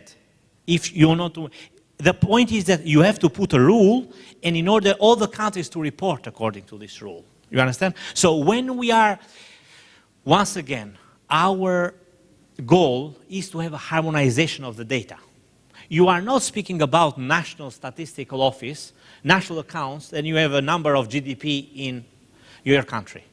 And you don't compare it with other countries. The problem is that we are speaking about a relation with the rest of the world. So we have to have the same definition. This was the definition that was taken after several discussion among the experts, and they thought that if you have in a chain more than 2 weak relationship, or we call it influence relationship, then you are not going to be considered as FDI. It doesn't seem to be a kind of, you own 30%, the other one 30%. Apparently you don't have very much of a control of the ultimate company. You understand my point? This was the decision. But you might be right that the parent company might change, might have a bigger influence. But this is a kind of statistical definition. You understand? In order to make a distinction. But this has to be applied to all the countries. Because you, suppose that you are E in your country. You have a company E in your country. And you get a loan, or you get a loan, company E got a loan from G. You have to, according to this, what we discussed now, this loan from G, since they are not in a foreign direct investment relationship, you have to be included in other investment, not in FDI. The same thing has to be for the Central Bank of Bahrain. They are going to record it as other investment, but from outward side. You understand my point? So asset side. So that's basically something that it's about harmonization. This is a definition that the other countries are doing. This is the definition that the countries have to follow. You understand my point? So the kind of harmonization of the methodology at least will lead to the harmonization of the data. Of course, there are other problems, but at least the methodology is the same. What about A and C? A and C, they are in a direct investment relationship? No. Why? Because it's less than 10%. Well, I assume that all these countries, these companies, A, B, C, D, they are in a different countries. Huh? This you have to be aware of it. Okay, so more or less now you understood what is being in a family. When you get a loan from an unknown person, so your central bank, when you get a survey and the company says, I got a loan from a company, your question is, are you in a foreign direct investment relationship with this company? Not necessarily directly, but it might be indirectly. If it is the case, then you are part of it, then this has to be included as a part of FDI. You understand? Are you with me? It's clear now why we need to define not only the players, but the rules of the game. Because this is basically how to play with the rules of the game if they are part of FDI or if they are not part of FDI. Is that okay? Okay. Is that fine? Can I continue? Good. Because this is basically the basic, this is the kind of the players and what are the relation between them. This is very important. Okay, these are the alternative methods that I said that Mr. Fujita yesterday explained, the participation, the US or EU method. But we just suggest to the countries to follow the first method, the FDR method. Okay, this is the example, and as I mentioned, it's another example. And here you have, for example, that company N is with company G. Again, they are not in direct investment relationship because one is 30%, the other is 20%. I think now it's clear for you. Well, this was basically the presentation for FDI components. So what I begin today in the morning, we spoke about FDI as a part of balance of payments. And you remember now, and you will not forget, at least till tomorrow, that FDI is part of balance of payments. But then what we saw in the second presentation is that FDI has three players. Direct investor, the parent, direct investment enterprise, the foreign affiliates, and fellow enterprises, which is two companies that have the same parent. And their relation, they are related among themselves through foreign direct investment relationship. Is that clear with you? This is basically the main thing that you have to take with you if at all you don't open this kind of presentations. At least you remember that FDI is part of financial account of balance of payments, and FDI is, there you have these players and this kind of relationship. Now, as I mentioned to you, there are three types. Any question? Question? There are three types of FDI accounts. You have FDI flows, you have FDI stock, and you have FDI income. That's what we are going to speak now. We begin with FDI flows. By the way, some of the discussion that I'm going to talk about in FDI flows, I already mentioned even before when I spoke about directional principle and asset liability, but we'll go now more into details. So once again, I pick up the last slide of the last presentation with the first slide of this presentation. We are going to speak about direct investment transactions. Transactions is basically FDI flows, inflows and outflows. What is the direct, what are the components of FDI direct? How a foreign direct investor can invest in your country? Can you tell me? Out of my discussion or what I mentioned till now. Of course you can invite them, but the problem is how technically the countries, either it comes to acquire, okay, this is merger acquisition and greenfield, but I'm speaking about first is through equity. So the company comes and acquire more than 10%. This is necessary. If they don't acquire more than 10%, it's not FDI. Okay? Another one, and all the examples I show is that FDI is investing, parent company is providing the financing of FDI flows to the foreign affiliates by providing a loan. This is the third part, intercompany debt.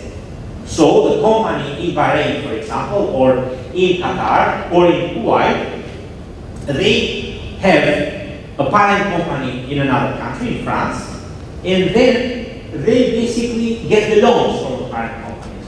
Or not only loans, but you have, for example, marketable securities, trade credits, financial leases. All these kind of loans has to be included in FDI. So first is through acquisition of equity, increasing of equity, and the second one is through loans. Again, all these two has to be included in FDI. Now, I have a question for you. We are in Kuwait. You have a company in Kuwait, and we are speaking now, looking for FDI from the Kuwaiti point of view. This company is a foreign affiliate. This company in 2014 had a profit of 100 million. And they decide that 50% to send to their parent in France, and 50% to take it to reinvest it back. How we are going to consider this for FDI flows? And the second 50% will be FDI. That's it. So, out of this profit, 50% which is repatriated is going to be included into FDI income. The other 50% which is going to remain reinvested in the country is going to be included in the income part and FDI flows. In both. I will tell you why. So basically, FDI has a third component which has to do with the reinvested earnings. So there are three components about FDI. You have equity participation, which is the most important, because in order to define an FDI, you have to have at least 10%. You have intra-company debts or loans, intra-company loans. And the third one is reinvested earnings. Now, even the money will not enter into the balance of pay. Very good question. That's what I was waiting. Even though the money doesn't pass the border. So, what I told you, the definition, what I told you is I said, I am sitting here, I have one country on one side, I have the other country on one side, and I check all the transactions passing by. And then I want to decide which of these transactions has to be included in FDI. But in the case of reinvested earnings, apparently the money doesn't pass the border. How we are going to do that? We are still including in FDI, but for the purpose of balance of payments, these reinvested earnings, we record in balance of payments, but in two places. One place in FDI flows, with positive sign, for example, and one place in FDI income with a negative sign, and they cancel each other. So the logic, the people in the balance of payments, when they build up this kind of balance, they thought as if the company in Kuwait sent all the profits to the company in France, and then the company in France repatriated 50% of it. Are you with me? You understood?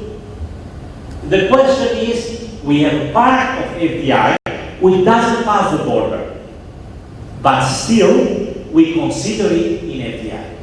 So you have equity, you have the debt or intra-company loans, and you have reinvested earnings. Reinvested earnings doesn't pass the border, but it's assumed as if it passed the border and it comes back again, reinvested again. That's the reason that we include in FDI. I have to say that in the world, at the world level, reinvested earnings is becoming more and more important. In 2013, around 50%, 45% of all FDI in the world is reinvested earnings. So the companies, they don't send money back to the parents, but they reinvest it back. Reinvest it back. But you know, you have to be careful here. And this is related with the question that Professor keeps asking all the time. Is that this reinvested earnings really invested? Because what might be is that this reinvested earnings is called retained earnings. So the company have profit, and instead of sending back to the parents, they basically keep it there in the form of cash. This is what's happened. What I told you that. The question is, we have a part of FDI which doesn't pass the border, but still we consider it in FDI. So you have equity, you have the debt or intra-company loans, and you have reinvested earnings. Reinvested earnings doesn't pass the border, but it's assumed as if it passed the border and it comes back again, reinvested again. That's the reason that we include in FDI. I have to say that in the world, at world level, reinvested earnings is becoming more and more important. In 2013, around 50%, 45% of all FDI in the world is reinvested earnings. So the companies, they don't send money back to the parents, but they reinvest it back. But you know, you have to be careful here. And this is related with the question that the professor keeps asking all the time. Is that these reinvested earnings really invested? Because what might be is that these reinvested earnings is called retained earnings. So a company have profit, and instead of sending back to the parents, they basically keep it there in the form of cash. This is what's happened. Well, I told you that in 2013, 98%, or maybe 92% of FDI outflows from the United States is in the form of reinvested earnings. So I think in 2013, United States has 300 billion, 320 billion is outward FDIs. Maybe 298 or 310 or I mean, something like that, it was reinvested earnings. So it's quite big. And of course, it's a legitimate activity of a multinational enterprise to keep the money, to profit, not to repatriate, but to keep it to their foreign affiliates. Of course, what is important for the government, policymakers, is twofold. First, to make the companies to keep their invested earnings in the country, the profit. And second, to make them to use it for capital expenditure. So this is something that but this goes beyond statistics. This goes to the policies. So policymakers have to make sure that companies, they don't send all the profit abroad. They have to incentivize them to keep the profit in the country, and then to make this profit to work again. So to increase, to expand the productive capacity. So this was about now. So when I'm speaking about FDI inflows, you have to keep in mind then we have three components: FDI equity participation, we have reinvested earnings, and we have intra-company loans. Please, this is one of the things that you have to take with you as well. It's becoming like a kind of, I try to repeat all the time, and sometimes maybe I'm repeating more than I should, but I try for you to remember that first, FDI is part of balance of payments. Second, this FDI inflows, for example, have three components: equity, reinvested earnings, and intra-company loans. Here, we come to the so-called directional principle and asset liability principle. This is the same, please. Good. Yes. Right. So when they receive the FDI, they put certain condition that you can reinvest your profits inside the country. Yes. So how can you deal with this? Is it like we say part of FDI? Yeah, it is a part of FDI. So subsequently, it's a part of FDI. If you are, for example, if you are asking the company that, well, this kind of profit that you have to reinvest everything into the country, I don't think that you have. That's correct. But reinvest it back. Yes. This reinvestment, that's true, but this reinvestment in terms of FDI statistics has to be included in FDI statistics, this reinvestment. So that's something that this is maybe related to natural resources companies, but I mean, first of all, anyway, the companies, when they invest in one country, they have to be sure that in any moment in time, they have the right to transfer their profit, because otherwise they cannot invest there and keep investing all the time. They want to get profit as well. But, of course, there are some kind of conditions that they're trying to incentivize the companies to reinvest in. So this is the case, of course, that many countries, they don't want their reinvested earnings to profits to go all abroad, but they want to reinvest in order to increase employment and to have the impact on the economy. Yes. And some companies, of course, they feel that they are obliged to invest part of the money they earn in the country. And I think it's a good example is Aramco. It's very active. I mean, even this university and other, it is part of their basically contribution to the society. And then different countries, of course, they would like to put some restriction. Otherwise, the whole idea and the purpose and the benefit of FDI will not be in the interest of the country. See? Yeah, I agree. The point is that, of course, when you are getting the FDI into the country, is not necessarily only related to the profit that will be keep reinvested all the time. Because when you have a foreign company in the country, they have to employ the domestic people. They are going to bring, as we discussed yesterday, the capital, the technology. But of course, it is profitable for the economy to increase, that they profit to be reinvested. And there are many cases like this, you know, and mostly if the business goes business as usual, many companies, they are not taking the profit, they are basically continue reinvesting. This is the reason that reflects the fact that the chunk of FDI, there is an increase of the share of reinvested earnings in FDI. Of course, there is the other side, that companies are keeping the profits abroad for tax issues, this kind of thing, but they are as well reinvesting. They continue to reinvest in the company, in the country, in order to increase the capacity, their capacity. Wait, now that's a good point. Now, we are here, what you are saying is the use of the funds. The use of, but I'm not speaking about use of the funds, I'm speaking about, in terms of the FDI statistics, if you have a company in your country, foreign company in your country, have a profit of 50 million. And now they say, out of this 50 million, 25 million I will keep in Bahrain, so I will reinvest in Bahrain, and 25 I will send abroad to the parents. Okay? Now, these 25 that remain in Bahrain has to be included in FDI statistics. So, as a balance of payments, the person from the central bank has to include this, that you have an FDI of 25 million. Exactly, because then what you are doing with this money, so I said that this is reinvested earnings, but what you are doing is a different story. It's later on, you understand? But for FDI statistics, this 25 million, I will consider as flows to the country. But then if you use it to invest or to do this kind, this is a different issue. It's about use of these funds. You understand? No. You have, of course, effect. This is what the companies has to be sure. I mean, they cannot come to a country and then they are obliged to, I mean, of course that if they have quite a lot of incentives, they might continue putting there, but it's not necessarily that they are obliged to. Yeah.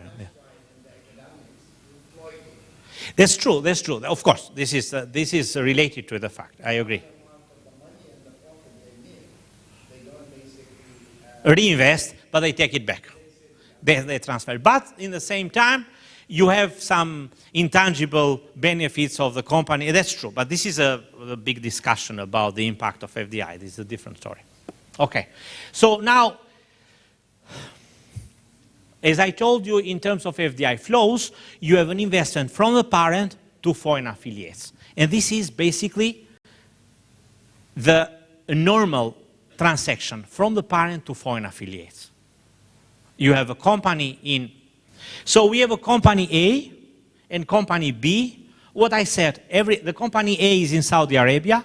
They have a company B, which is a foreign affiliate. Everything that comes from the parent to foreign affiliates, we are going to include in FDI inflow. And this is liabilities. But, directional principle, it requires that even the investment from the foreign affiliates to the parent, we consider as inflow with a minus sign. Agree? I mentioned several times, so it's if the parent, foreign affiliate, if the son provide a loan to the parent, it's not as a kind of outflow, but it's supposed to be a minus inflow. So basically, it's all the river is coming from the parent to the foreign affiliates. This is what is the directional principle. And this is what I mentioned to you, this kind of reverse investment. So a reverse investment, you have basically three types of reverse investment. One type of reverse investment is when the foreign affiliates in Bahrain acquire less than 10% of the company in, as I mentioned, Saudi Arabia. If this is less than 10%, less, I am stressing is less than 10%, this is a reverse investment. But still, it has to be calculated as minus. What about if it is more than 10%? What I said to you. If it is more, if the company in Bahrain owns more than 10% of the company in Saudi Arabia, So the company in Saudi Arabia own 100% the company B, but the company in Bahrain own more than 10%. Then what we said? We said that there are a different directed investment relationship. You know, they build up another relationship, which is another direct investment relationship. So this is the case. We have two companies. They are both direct investor and direct investment enterprise in the same time. I explained this example. I mentioned at least this example. Are you? You don't? I mentioned, you remember that I mentioned when you have a company in Saudi Arabia own 100% of the company in Bahrain, and the company in Bahrain acquire more than 10% of the company in Saudi Arabia, then you have a kind of two different relationships. One direct investment relation between A and B, where the A is a direct investor and B is a direct investment enterprise, and the other relationship when B is a direct investor and A is a direct investment enterprise. They are two different separate relationships, okay? You understand? No. What I told you is, if you have a company, we have a company in Saudi Arabia, A, own the company B in Bahrain, okay? What I said that everything that comes from Saudi Arabia to Bahrain is considered as inflow. Everything that goes from Bahrain to Saudi Arabia is considered minus inflow. This is what we agreed. This is one, when we have a direct investor, direct investment investor. Now, suppose that the company in Bahrain decide to acquire more than 10% of the company in Saudi Arabia. In this case, this acquisition of more than 10%, you are not going to consider as minus inflow, you are going to consider as outflow. Because it was created another relationship, when now the company in Bahrain, it becomes owner as well of the company A in Saudi Arabia for its own sake. You understand my point? This is something which is rare, but it happened. So, one is the equity participation less than 10%. This is called a reverse investment. If it is more than 10%, it's not anymore reverse, it's a normal investment, as I mentioned.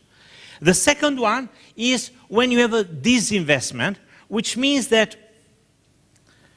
the company in this example that I mentioned, the company in Saudi Arabia owned the company 100% in Bahrain. For a moment, they decide to sell 30% to a company in Bahrain. 30% of ownership, they sell it to the company in Bahrain. So they disinvest. They divest. Then it means this money goes back. This we consider again this we consider minus inflow. You understand? So not only the acquisition from the foreign affiliate to the parent, but even divestment of the parent to the foreign affiliates, we consider it minus investment. Are you with me? So we are in this case.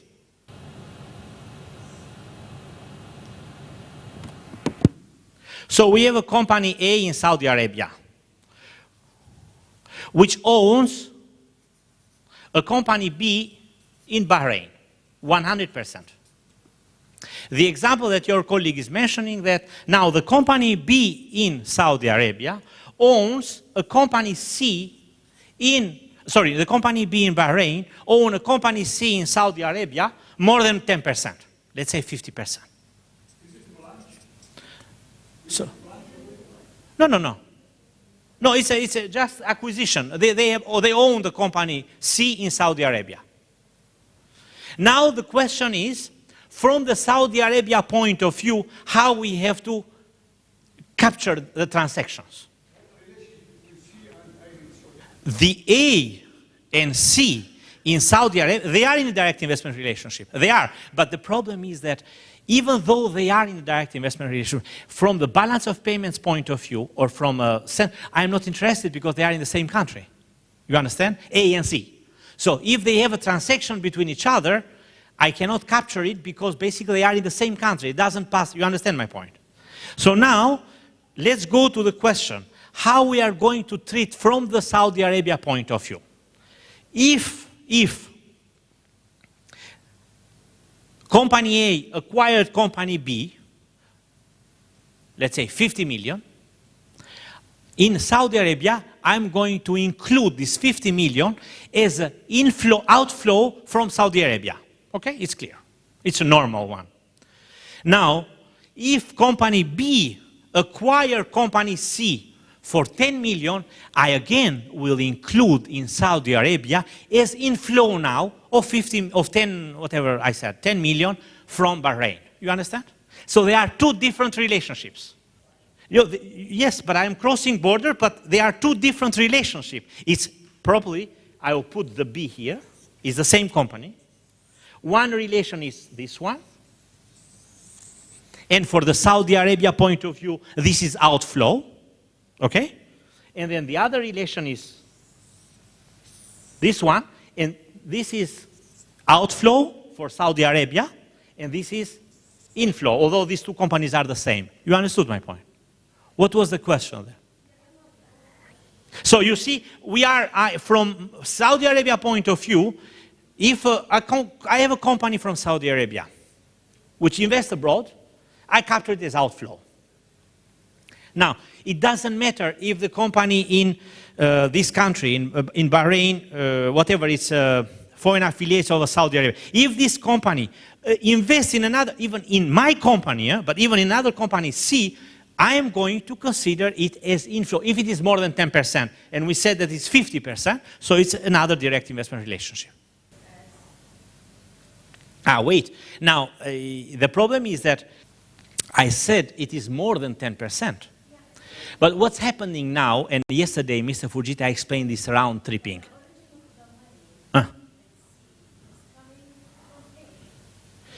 Even if it is coming from A, the ownership of B, okay, I understand, but the ownership of B to C is more than 50%. You understand?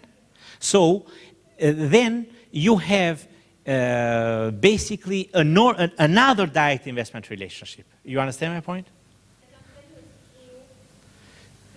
Yeah, I completely agree, and that's what many countries are doing. I mean, I have to say you that 40% of FDI inflow to Russia, you know who is the investor? Cyprus. Because many companies, Russian companies, they built a company in Cyprus and then they reinvest it back as considered as a foreign investment. Yes, that's true. But if it is more than 10%, then it has to be, it's another direct investment relationship. Now, the point here is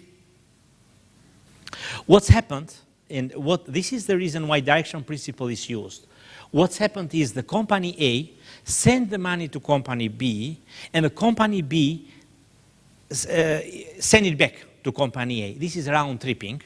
If you use the directional principle, you cancel out each other. You understand? So at the end of the day, one is inflow, one is minus inflow, then you cancel out. But if it is less than 10%, you understand my point? If you don't have a direct investment relationship on your own, you know, it's important to, this is basically the definition that it was, I understand what you are saying. I understand that there are risks of but this is what happens. So basically the companies, you build a company in another country and they invest, they create another company in the original country. But you know how many, companies are created like this in Netherlands? 30,000. 30,000. You know, the FDI stock in Netherlands without these special purpose entities is 900 million. If you include the special purpose entities, it's 4 trillion. It's the biggest recipient of FDI in the world. You see? So there are companies that are playing, they are doing these kind of things. But it's important, once again, to know what is the ownership. I mean, from the statistical point of view, you have to know if it owns more than 10% or if it doesn't own more than 10%. Yes, I will show it to you, yes. I will show the survey. When we discuss about the survey, you are going to see how you capture this kind of transaction between ownership, between parent companies and foreign affiliates. In addition to FDI directional principle, you have as well FDI on asset and liability principle. Asset liability is everything which is assets. Every companies that are in the country that have assets, they are recorded on asset side, and everything they have liabilities, they are recorded in liability side independent of if they are direct investor or direct investment enterprise. You understand? So you are basically doing a survey to the country and you are saying, tell me which are the liabilities that you have with foreign companies. And we don't ask if they are parents or, no, we ask which are the parents, but the problem is we don't do this kind of reverse investment. You know, we have to ask which are the parents, because if you don't have it, the transaction with the parents, it has to be considered in other investment. But you are, when you calculate, you don't do this kind of reverse investment. This is the asset and liability principle. This is the example. Let me show you an example here. We are in the case of, here is the case, only the first part, here. You have the case of Saudi Arabia, Company A in Saudi Arabia, and Company B in Bahrain. We are assuming that Company A in Saudi Arabia provide a loan of 100 million to the Company B. And suppose that we are now in Bahrain. How this is going to be included in the balance of payment with Bahrain? It's going to be included as what? As a liability. It's 100 million that you get it from a parent company. And it's going to be included in FDI, but as a liability. And this is what's happened in the, this is from, okay, this example that I'm showing to you is the example if you build up this balance of payments from the Saudi Arabia point of view, not from the Bahrain. Or let's build another example, and that will be easier. You have a Company A in Bahrain, because this is about outward. The Company A is here. The Company B is in Oman. The Company A owns more 100% the Company B in Oman. And suppose that in 2014, Company A provides a loan to Company B of 100 million. What is this? Is an FDI or is not an FDI? Because you have a parent, you have a foreign affiliate, of course that is an FDI, okay? It is a liability or is an asset?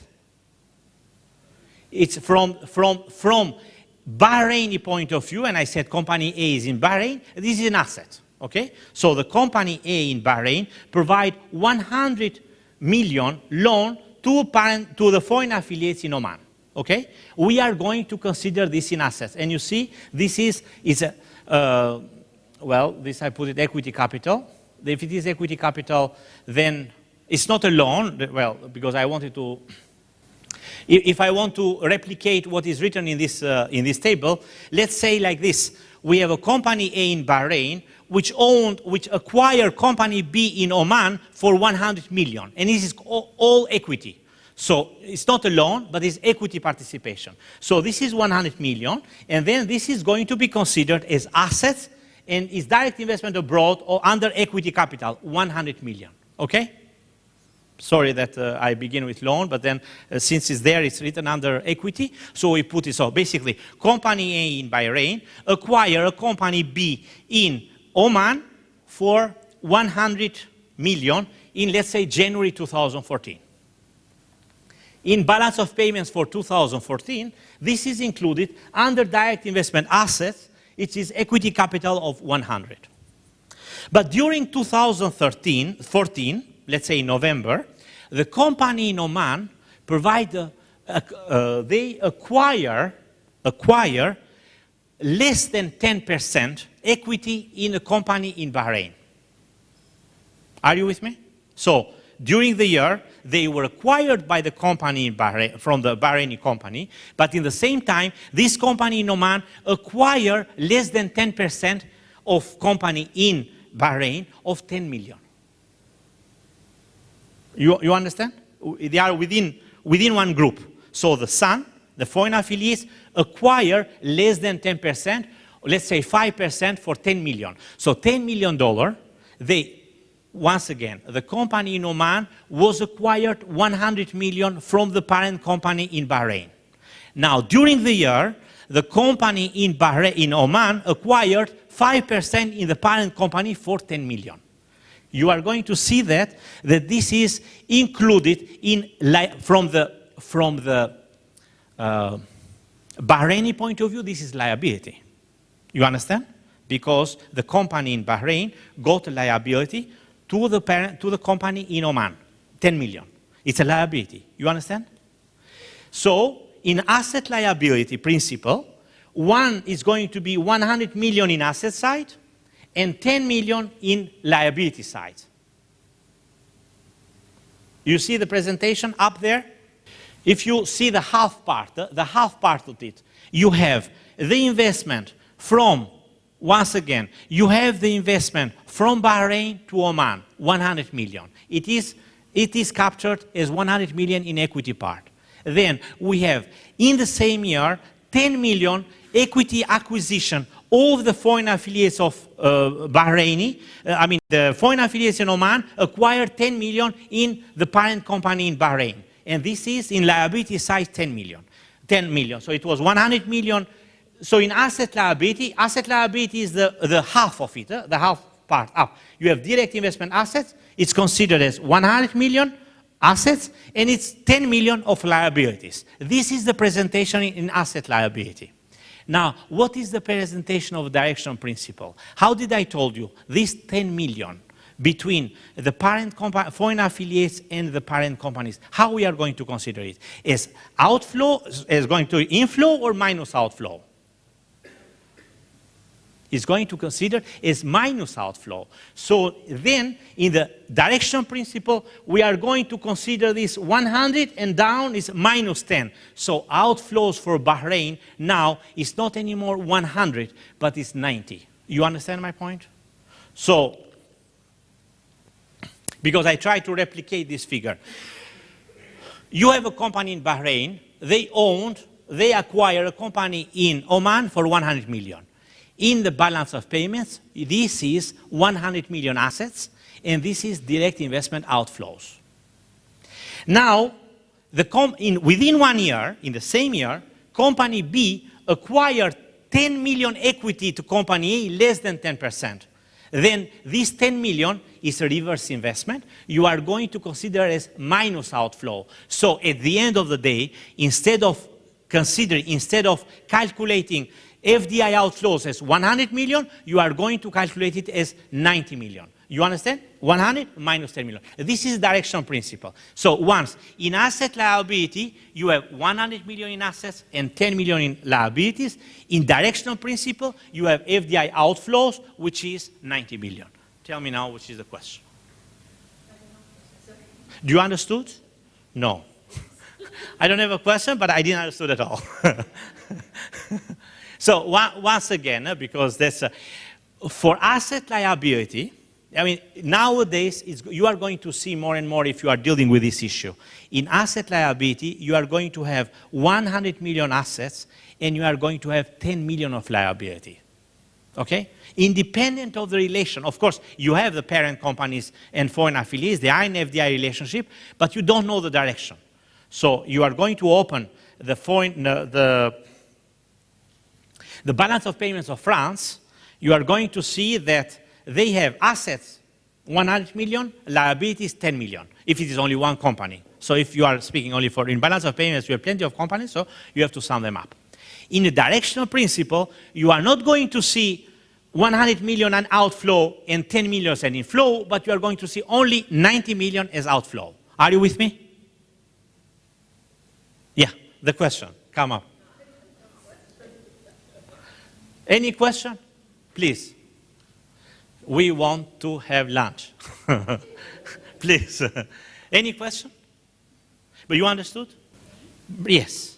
So when the B invests back, so when the son or the foreign affiliates invest back to A, in asset liabilities, this is, for Bahrain, is a liability. You put it in liability.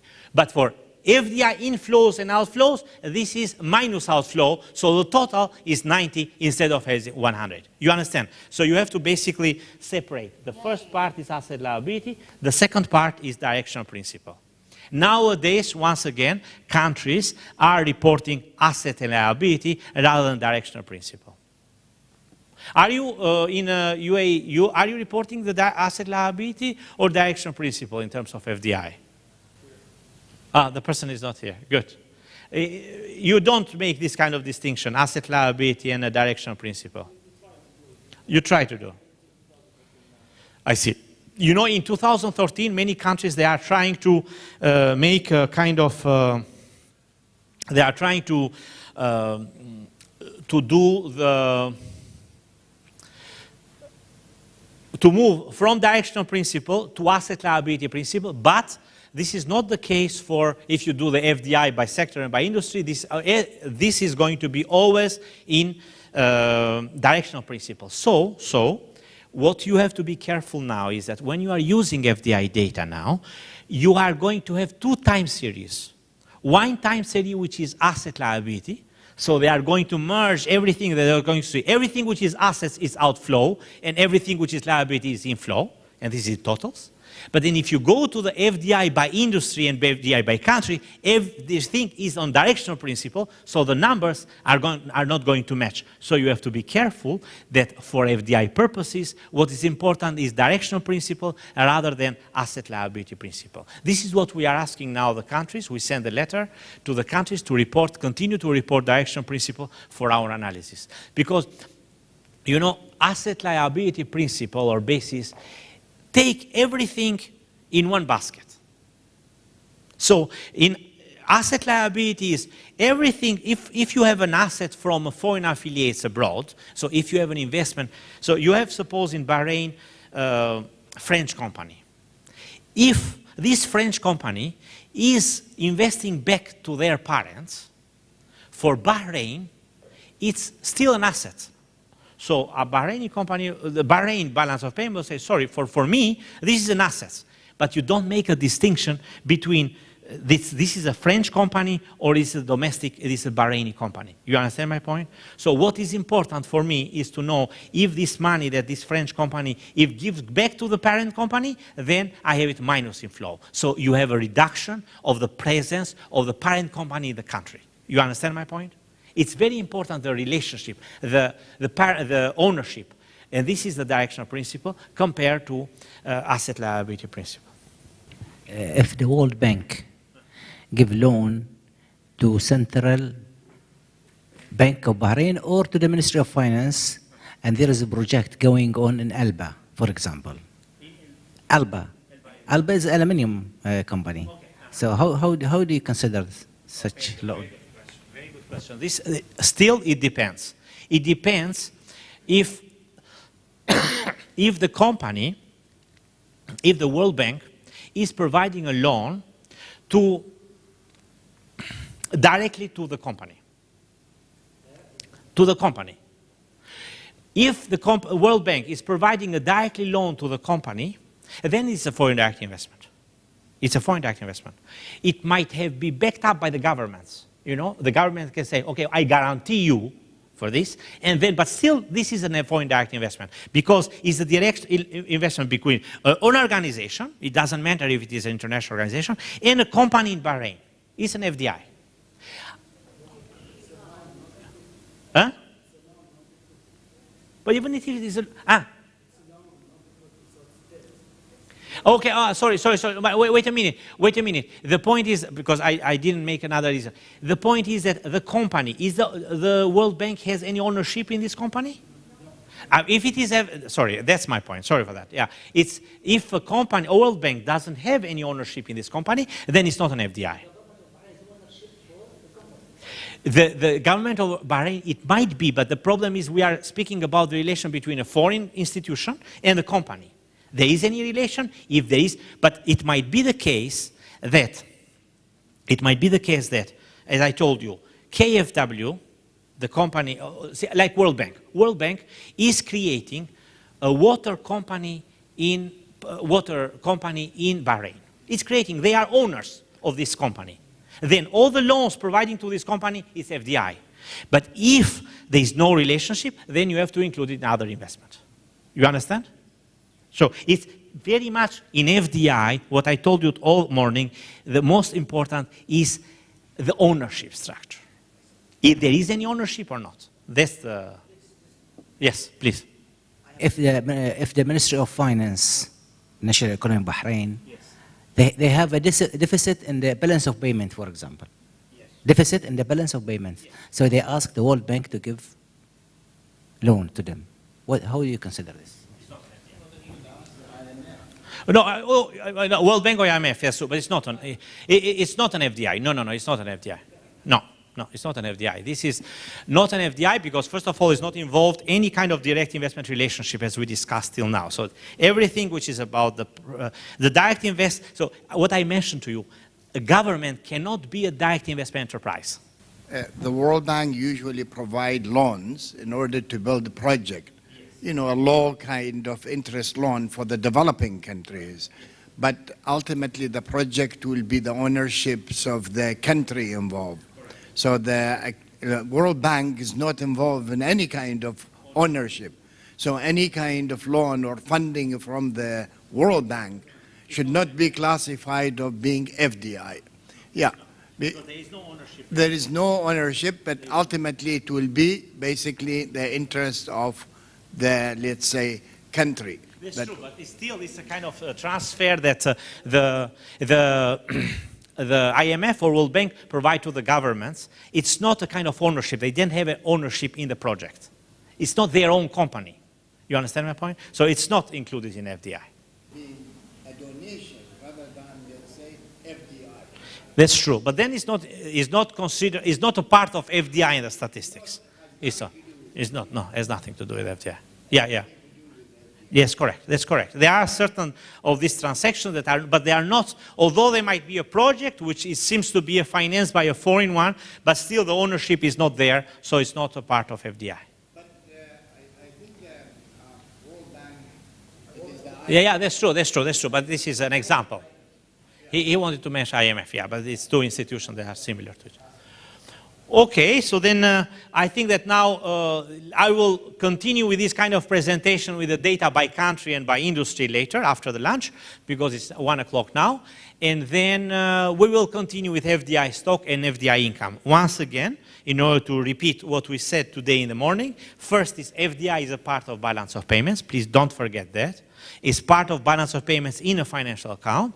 Second, you have what is important is to understand the concept of residency. Residency is not about nationality. Third one, FDI is about equity participation, more than 10%. It's about reinvested earnings, and it's about the intra-company loans.